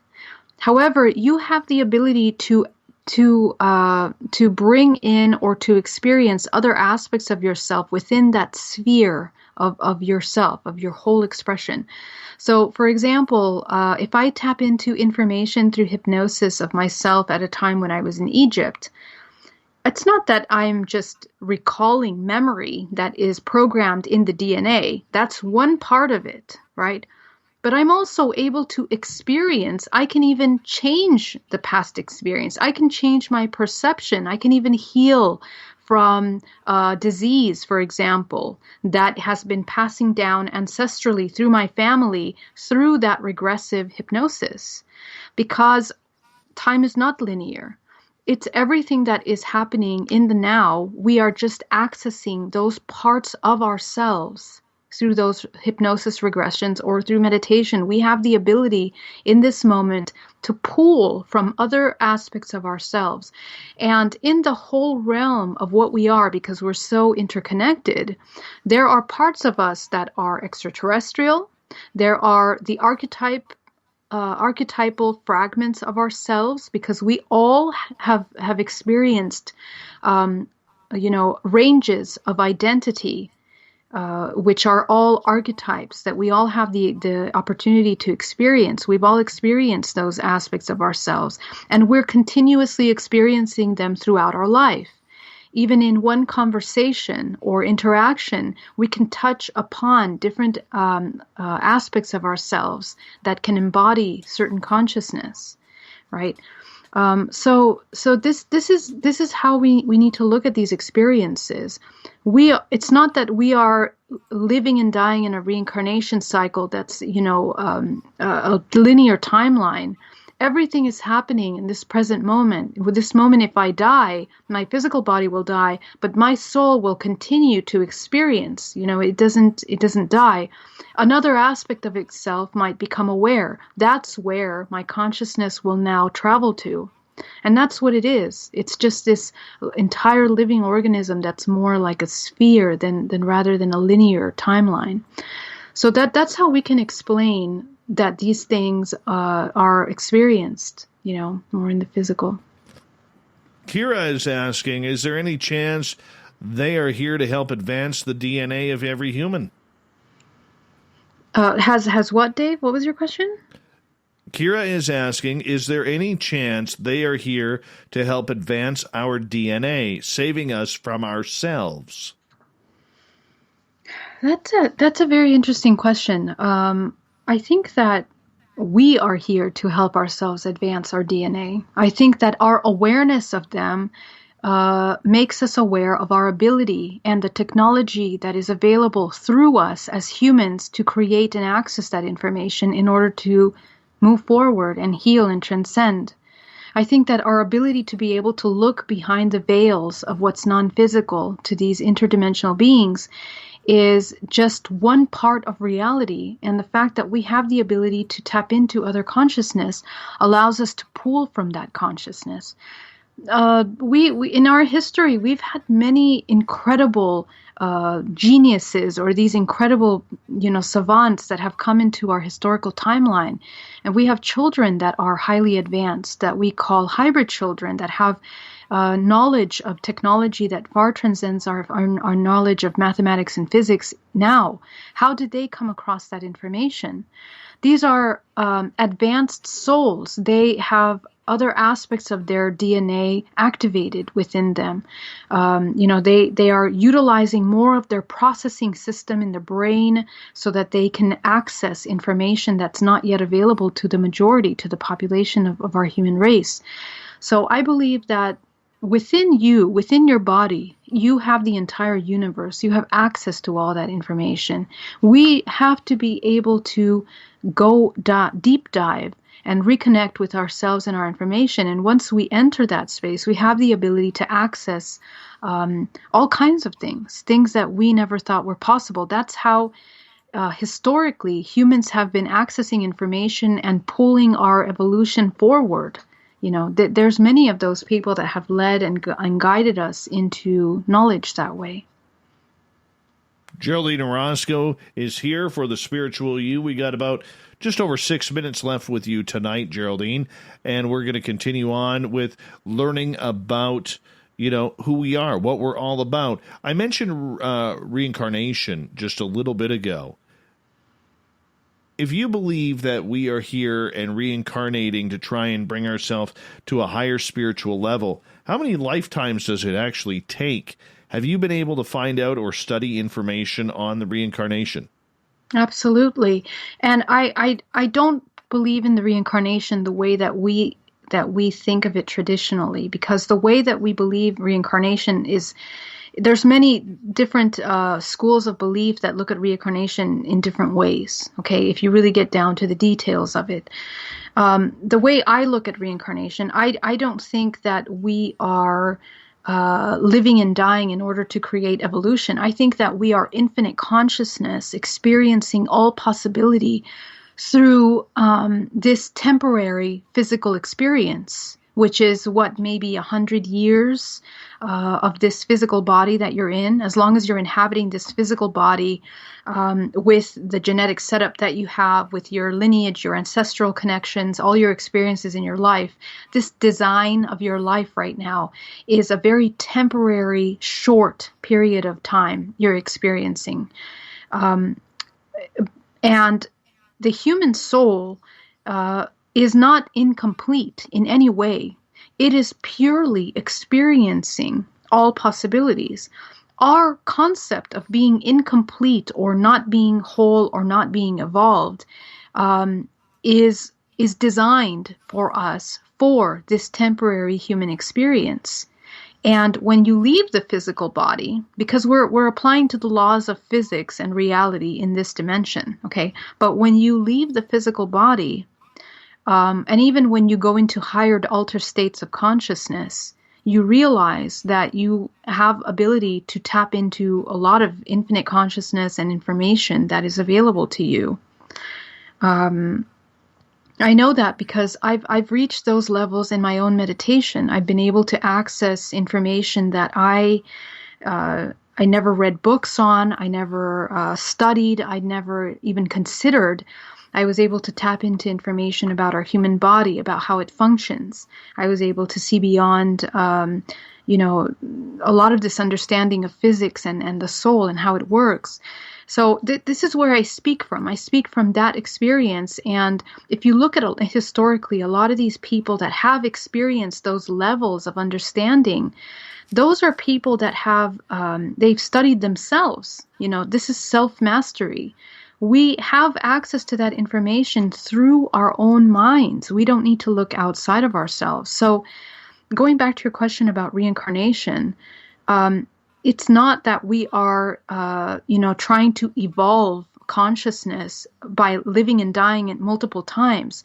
I believe that our soul is stuck. It becomes stuck. It becomes attached with contracts and cords energetically because of the choices that we make in our lifetime to choose to experience things from a very limited perspective. And if you're living your life right now where you are stuck in the feeling body and all you want to do is be angry or be frustrated or feel helpless or feel pleasure, for example, you are creating constant contracts and constant energetic ties to those same experiences. So you're very much in the physical body. That if you die right now, you are a vibrational frequency that's a match to come back into that, okay? If you are a person that is evolving past that and you are experiencing the higher levels, you're a match to that. And so that will change the trajectory of what you experience. So that's really what the reincarnation cycle is. So you can choose to be stuck and continue to come back into the feeling body, or you can choose to experience other levels. And that's what I think the soul has to train to do. It becomes infinite, and it can experience all possibility at that point. Wow. That's tough to believe. I'm going to buy what you say because I know you're not someone who's a BSer. But that is tough to believe.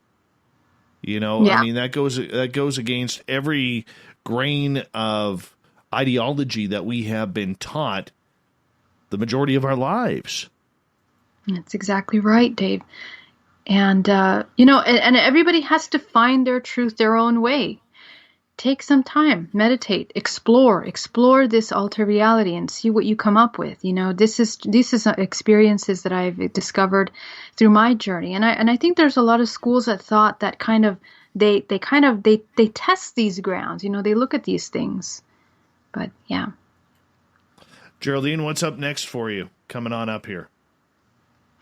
Great. Well, what's next? Tomorrow, I'd love to invite everyone to join me on a live, a lot of people, 60,000 people have been displaced with these fires, and a lot of living organisms, living beings have been affected. So I want to invite you guys to join me live to hold space, bringing healing energy into nature and these living beings. If you would like to join me tomorrow at 5:30 p.m. PST on Facebook Live and also YouTube, join me. I'll be joined with a couple of incredible healers here in the Bay Area.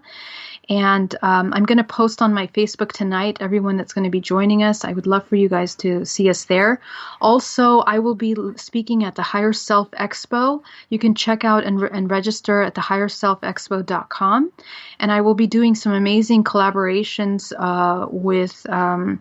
Wonderful. What am I doing? Oh, I'm so sorry. I'm going to post on my Facebook page. You guys can see all my upcoming events. I can't remember everything right now. Thank you so much, guys. It's been we love you, Geraldine. Geraldine Orozco.com is her website. BayAreaMeditation.com. The Spiritual You.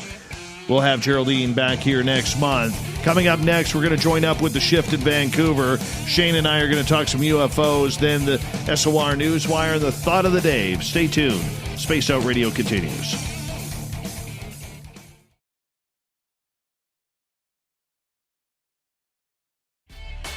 Cold drinks, great food, and the best music in Vancouver. The Moose Vancouver is the place to be, open until 2 a.m. nightly. Everything on the menu starts at just $6.95.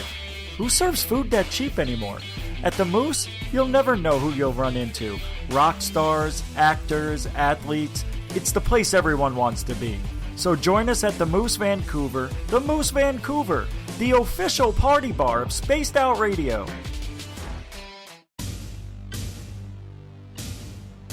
You wanted new SOR gear, and now you can have it. The SOR Vault is fully stocked with t-shirts, hats, hoodies, mugs, and everything in between with great logos for you to choose from.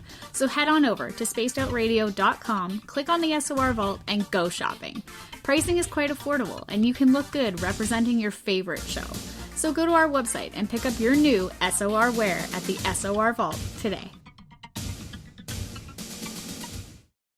If you like it hot, real hot, then heat up your meals with Bumblefoot hot sauce. Get your Bumblefoot hot sauce today. The sauce, Bumblicious, and the 4 million Scoville unit Bumble.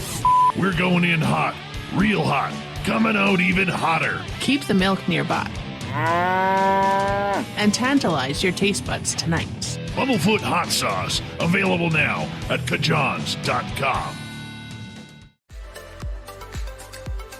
Are you looking for great advertising value for your company? Look no further than Spaced Out Radio. We have a multitude of places to get your name out there, including commercial ads during the show, special promotions, and banners on our website. Our audience is proven to support the companies that support our show. We can make your budget work for you. So for more information, please contact us at sales@spacedoutradio.com. Hi there, this is the paranormal lawyer Michael W. Hall. I'd like to invite you to listen in each Sunday night where we're going to open up your eyes to everything strange and paranormal. I will be hosting some great guests with topics that affect us all, such as UFOs, ghosts, and everything paranormal. Let's learn together on Spaced Out Radio Sunday with myself, Michael W. Hall, the paranormal lawyer at spacedoutradio.com. We all know on Spaced Out Radio we love a good beard and mustache, so why not take care of your facial hair with Mighty Moose Beard Oil? Made in Canada, we're taking care of beards and stashes around the world. We use 100% natural ingredients with our oils and balms to make your whiskers feel silky smooth. Use promo code SOR2019 at mightymoosebeard.com today.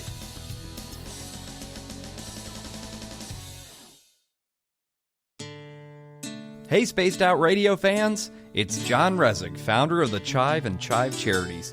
Our goal is to make the life of veterans, first responders, and those with rare medical conditions 10% happier.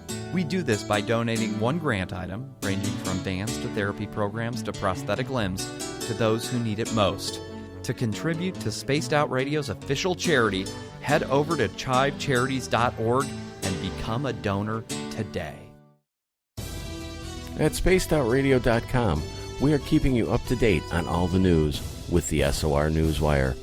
Captain Shirk leads the team that is bringing you the news of the day and exclusive stories on everything paranormal and supernatural. It's free to read, it's updated daily, and it's right there for you. The SOR Newswire is a one-stop shop for the news of the day. Check it out at spacedoutradio.com today.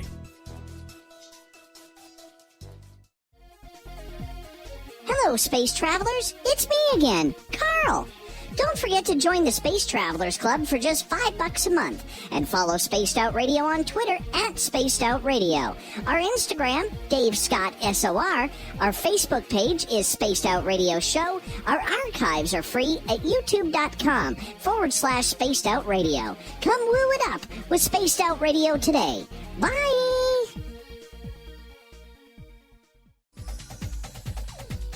Hey everybody, the SOR Space Travelers is open. For just $5 a month, you can hang out with Dave and our crew privately in our members-only section. With your signing, you'll receive newsletters on what's going on with Spaced Out Radio. You'll have direct contact with the host during the show in our chat, live streaming videos, and a great forum for your posts and more.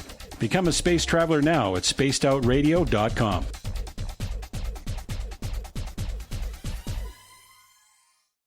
Hello, this is your guitar man, Ron Bumblefoot Thal, and I have to tell you, I love the response I get for Little Brother is Watching from Spaced Out Radio fans. It's amazing how music can inspire and make people think deeper about what's going on in the supernatural world. You can head over to my website, bumblefoot.com, to check out my music, my guitar workshops, my touring, even check out some of the hot sauces that I'm working on. And make sure you keep on listening, because with Spaced Out Radio, you know little brother is watching.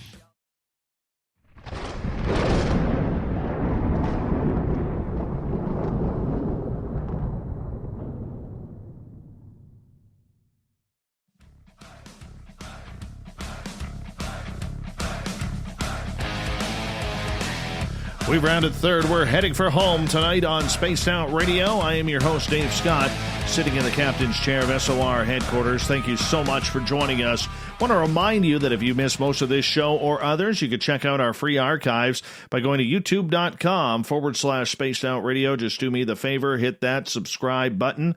Our website is spacedoutradio.com, where we have a plethora of features for you, including rocking out to Bumblefoot and reading up on Captain Shirk's SOR Newswire.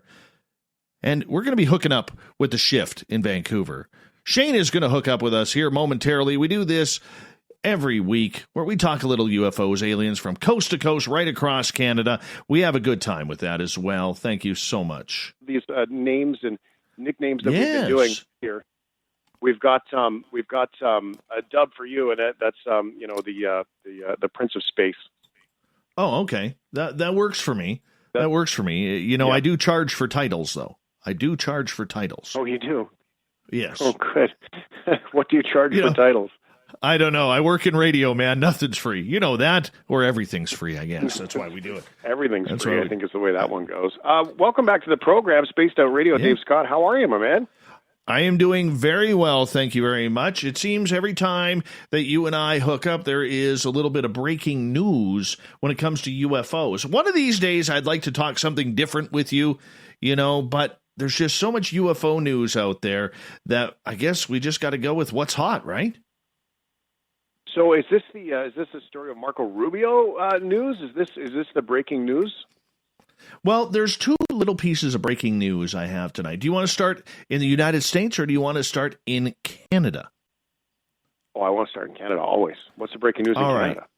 All right. Do you remember a couple of weeks ago when we last talked, and Drex and I had talked about it quite a bit, about my keeping your audience and my audience informed about the emails that I sent to 9 different politicians, 3 conservatives, 3 liberals, and 3 members of the New Democratic Party about UFOs.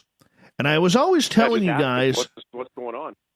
Yeah, well, I was always telling you guys, because I sent the first email out on July 1st. The second one came out on the 3rd week of July. And I waited, and I waited, and I patiently waited. I got a response. No. And the funny part about it is, somebody from Ottawa, I'm not going to say who, what, where, when, why, because I want to work this source a little bit. Okay, because finally I got my in. Okay, but this person has been paying attention. Now, they are not an MP, I will say that. Okay, for our American listeners on my side listening in, a member of Parliament is what an MP is. So, but this person seems to be very, very in tune.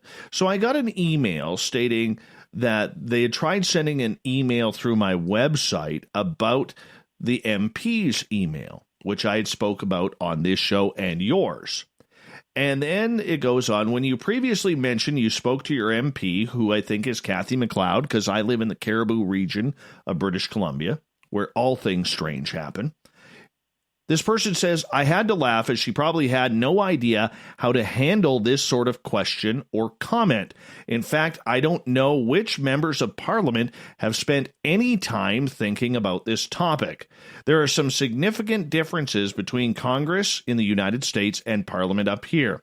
None of our MPs are privy to anything classified, so there is never any opportunity to get the briefings that the senators in the United States have received. The committees in Congress in the U.S. yield a significant amount of power and influence, while ours in Canada do not. We do not vote on specific projects or anything along those lines at committee, nor can we initiate new spending.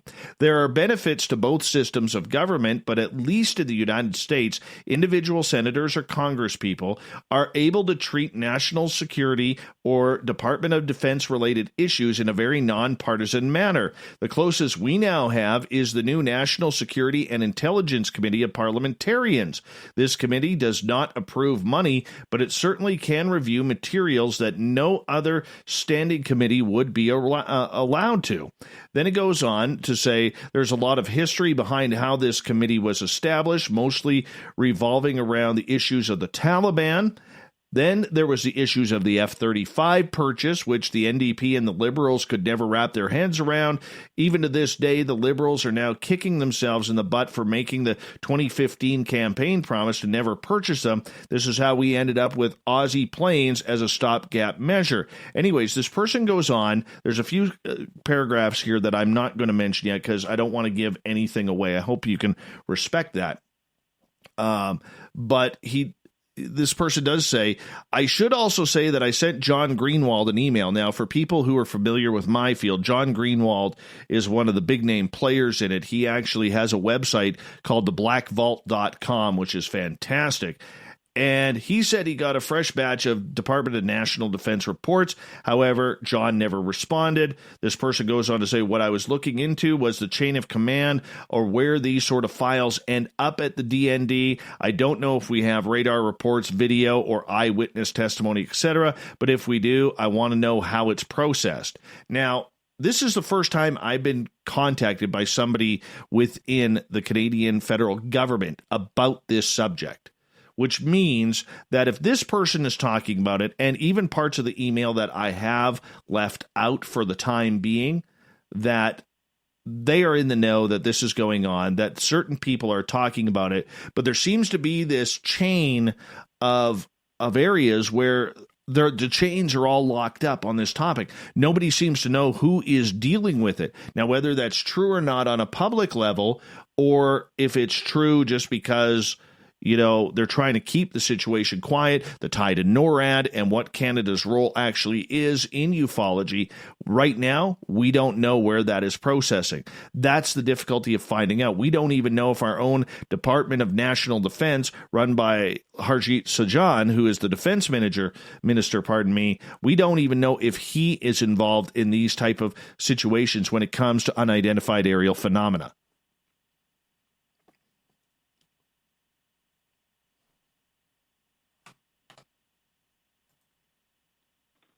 Are we there? Shane, you there? Is Shane there? So what I hear in this is that that there is a conversation there. Is that what I'm hearing, or is this crazy, Dave? No, there is a conversation, and apparently this person who sent me this, all right, they're looking into it. Other people are trying to figure out where this is coming, but it's not a hot button topic because our members of Parliament do not deal with Ministry of Defense issues. That is the Department of the Defense. And it doesn't go to vote in some sort of action where we have a panel that will sit down and say, okay, what are we doing with these aliens or UFOs or unidentified aerial phenomena over Canadian airspace? It's just not happening. So who do you go to next, Dave Scott, if you want to find out? If the MPs aren't getting briefed on this stuff, how do you chase this down next? Because that sounds like it's sort of in the old boys club and there's just no access. Well, that's what we have to find out. What is that old boys club? Who is actually in that old boys club? Which department is looking into it? I mean, we can file all the FOIAs that we want, and the FOIA requests will either come back blacked out or maybe we will get some information.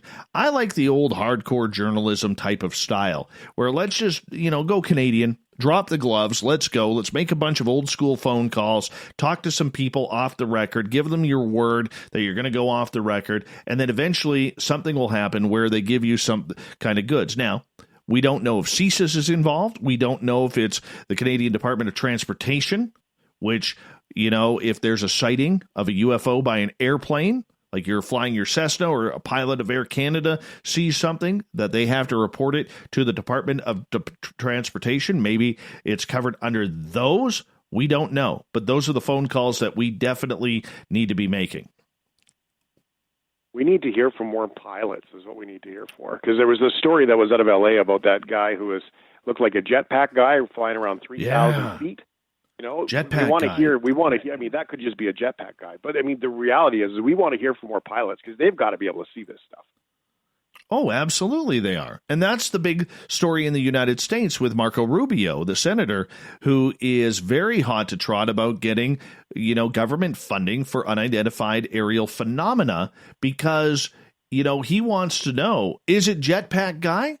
Is it the Russians? Is it the Chinese? Or is it something else that's invading United States airspace? And that's what we're seeing right now. He did an interview earlier today with a website called Mystery Wire that is led by the legendary George Knapp, who broke the Bob Lazar story back in 1989. And they are saying point blank that the public and the Pentagon are on a need-to-know more basis, not less, about UFOs. Now, many times during this video interview, Rubio actually refused to say it was about little green men, so there's the cheap shot. Okay? That's the cheap shot that every politician, whether it's Rubio, whether it's former Senator Harry Reid, shoves into the media so that way the story can be, bounced as quickly as possible by many media outlets. Okay. But he did say that we don't know where these are coming from. And he kept saying the interest isn't about UFOs coming from outer space, but it is about trying to figure out, does a country or an adversary on this planet have technology that has been able to invade Western airspace, namely American airspace, in this kind? However, he is not ruling out the idea that there may be some sort of UFO type craft or extraterrestrial type craft coming from the stars above. He just doesn't want to go there. He doesn't feel comfortable in going there until everything is locked down on whether or not these craft that are getting in contact with the United States military pilots and even airline pilots have been deciphered, that they are not coming from countries like Russia and China, North Korea, or whomever on this planet. This is the Marco Rubio information where he, in the video, by the way, he looks like he's sitting on the toilet. Can we just acknowledge that? Because that's weird. Right. He's got to get a better place. Maybe a little poopery or whatever it may be. I don't know. Rate my space for Marco Rubio's toilet videos that he's publishing in his Miami Dolphins shirt. Exactly. But we can make fun of this, okay? And trust me, but the fact is the American politicians, and Rubio has a lot of pull within the Republican Party. He has a lot of pull within the Senate Intelligence Committee. All right, we're dealing with somebody who is on the first name basis with a lot of these people, and they have been briefed. We know they've been briefed. From what I'm hearing from inner circles within sources, that they are there are some politicians that are a little wigged out by what they are hearing. All right, and they don't believe that the public should know about this, but there's a large contingent out there who believes that the public should know. And the big question comes down to, if they aren't from here, where are they from? And if they are from another world, who is sending them? And are there aliens on board? But we're not allowed to say aliens because we cannot put aliens with UFOs any longer. Is that the big out? Is that the escape hatch, the little green men? I mean, calling it little green men, is that the escape hatch saying, well, by the way, this conversation is happening, but I'm just going to make fun of it now because I don't know how to deal with ha ha. And that's exactly it, because that's how they get the skeptical public, because there's still a large majority of the public out there who does not believe or want to believe that this phenomena is real. They don't believe the videos that have been put out by the military. They do not believe that there are aliens here. They think people like Travis Walton, or in Canada, somebody like Miriam Delicato, or somebody along those lines who've had, very close encounters with extraterrestrials, they think it's all a hoax, even though there is more than ample proof that says that it's not. we're too caught up in our own personal lives. And especially right now in 2020 with COVID, with, the economy the way it is, with the way the political situation is. Do we really, really have aliens on our bingo cards right now for 2020? I don't think we're going to see any type of disclosure anytime soon, but we do have to be careful and realize that there is more to this than what we are seeing. And it's about time that people start asking questions. And as I say, every time I'm on the air with you, the media has to do a better job at asking questions because this is fairly real.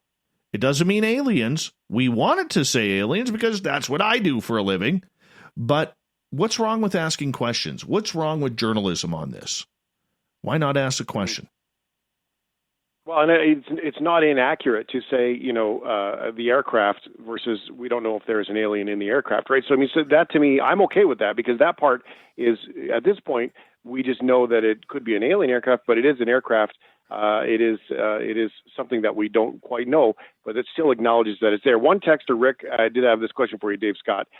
Sure. Are they called UFOs again, or are we still going with the UAPs? Which way does that go? Right now in Canada, we are still calling them UFOs. I mean, we're trying to get politically correct on the UAP platform, Rick, but I don't know. It just doesn't roll off the tongue very well. I'm not a fan of it personally. I do use it. When I write with it, I use it, but I'm just not a fan of it. There was another texture that maybe this is a good topic for next week. We should pocket this because they asked questions about some of the documentaries and shows that are out there that do lend toward credibility and good storytelling. Maybe next week on the show here, Dave Scott, why don't we dig into some of the best documentaries available, like Netflix, some of the other different sources, Sure. And we can compile some of those if people want to check some of those out. I think that'd be fun. Sure. And if anybody has any questions, I like it when you fire those text messages off to me. It makes me almost feel like I know what I'm talking about, which is kind of cool. Which you do. Dave Scott, spacedoutradio.com. You can find all of if you just Google the Spaced Out Radio, spacedoutradio.com, you'll find all of the tweeters, you'll find all of the website stuff, and then you can ask Dave the questions. Thanks, Dave. It's great to hear your voice, man. Always a pleasure to have you guys on Spaced Out Radio. Thank you very much. Take care. Right on, Dave. All right, let's get to the news, shall we?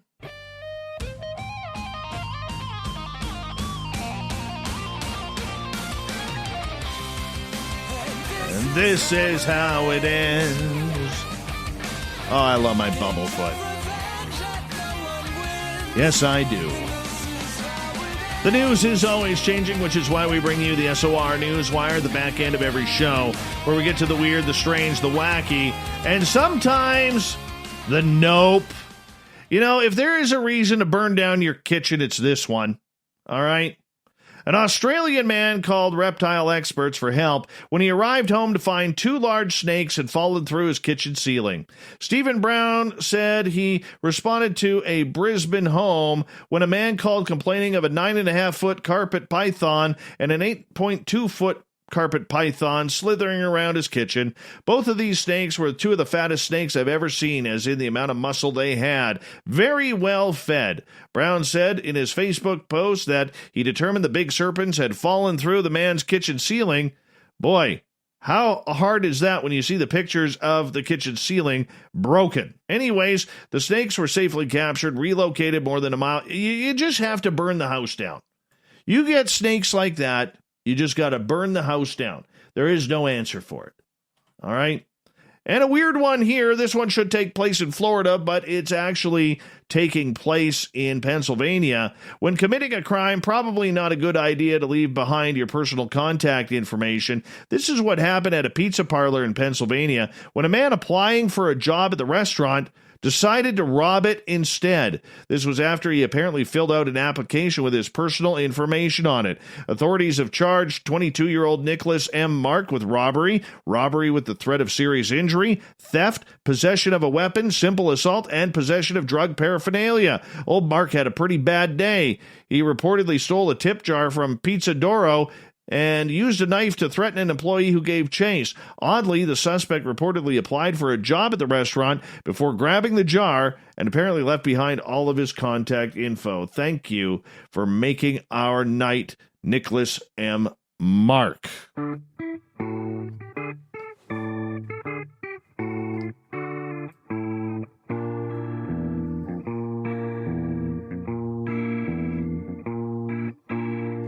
Thought of the Day happens every night at this time, where we ask a question on our Facebook and Twitter pages, then read your responses on the air because we love the audience participation around here. Today's Thought of the Day is as follows. We're into the final third of 2020. What else can happen this year? Let's go to Dirty Filth. Some drunk aliens crash their spacecraft into a cruise ship at port, then try to get away, but the craft is too damaged. Governments are forced to say, surprise, aliens are real. We're just about to disclose that to the public, by the way. Peter, well, this is the beginning of week 2. Achilles tendon isn't anything to be messing around with. Shut down my restaurant for the next 2.5 months. 2020, goodbye already. Derek, woman records a massive cube-shaped UFO hidden in the clouds on Florida beach. Mark is wondering if the second coming of Christ is going to happen. Ross, yeah, we're not going to read that one. There might be some profanity in that one. We don't want to do that. No. Gabe, Alf shows up and wants to be our first alien world president. Nikki, this isn't funny, David. You simply do not want to know. Major events start happening between September through December 2020. Quite horrific. Davey, Trump, Putin, Johnson, Merkel, Macron all pull their faces off to reveal their true non-human identities. Chris, well, technically Vancouver and the Rangers can still get into the Stanley Cup playoffs. Dick Daigle, alien overlords. Catherine, we could wake up to 25 centimeters of snow tomorrow. That's only in Saskatchewan.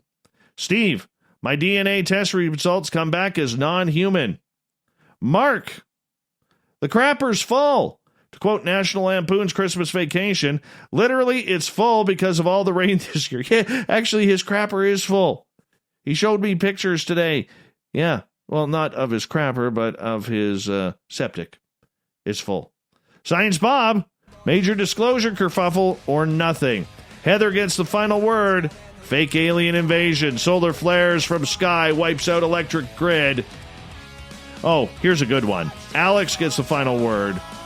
David Icke, Jordan Sather, and Laura Eisenhower get the Presidential Medal of Freedom. We got Mr. Ron Bumblefoot Thal rocking in the background with Little Brother is Watching. Bumblefoot is the official music of Spaced Out Radio, rocking us in and out of every single show. Get your horns up for the guitar god himself. Special thanks to everybody listening in at work, at home, in your cars, wherever you may be. Everyone in our chat rooms on Spreaker, YouTube, LGAB, Rev Radio, Facebook, the Space Travelers Club on our website, and all the snarkers and snarkettes hanging out at hashtag Spaced Out Radio on Twitter. Remember, this show is copyright by Spaced Out Radio and SOR Media Ventures Limited. Thank you so much for choosing to share your evening with us, because together, my friends, say it with me, we own the night. Mr. Bumblefoot, we need a favor. We need you to take us home.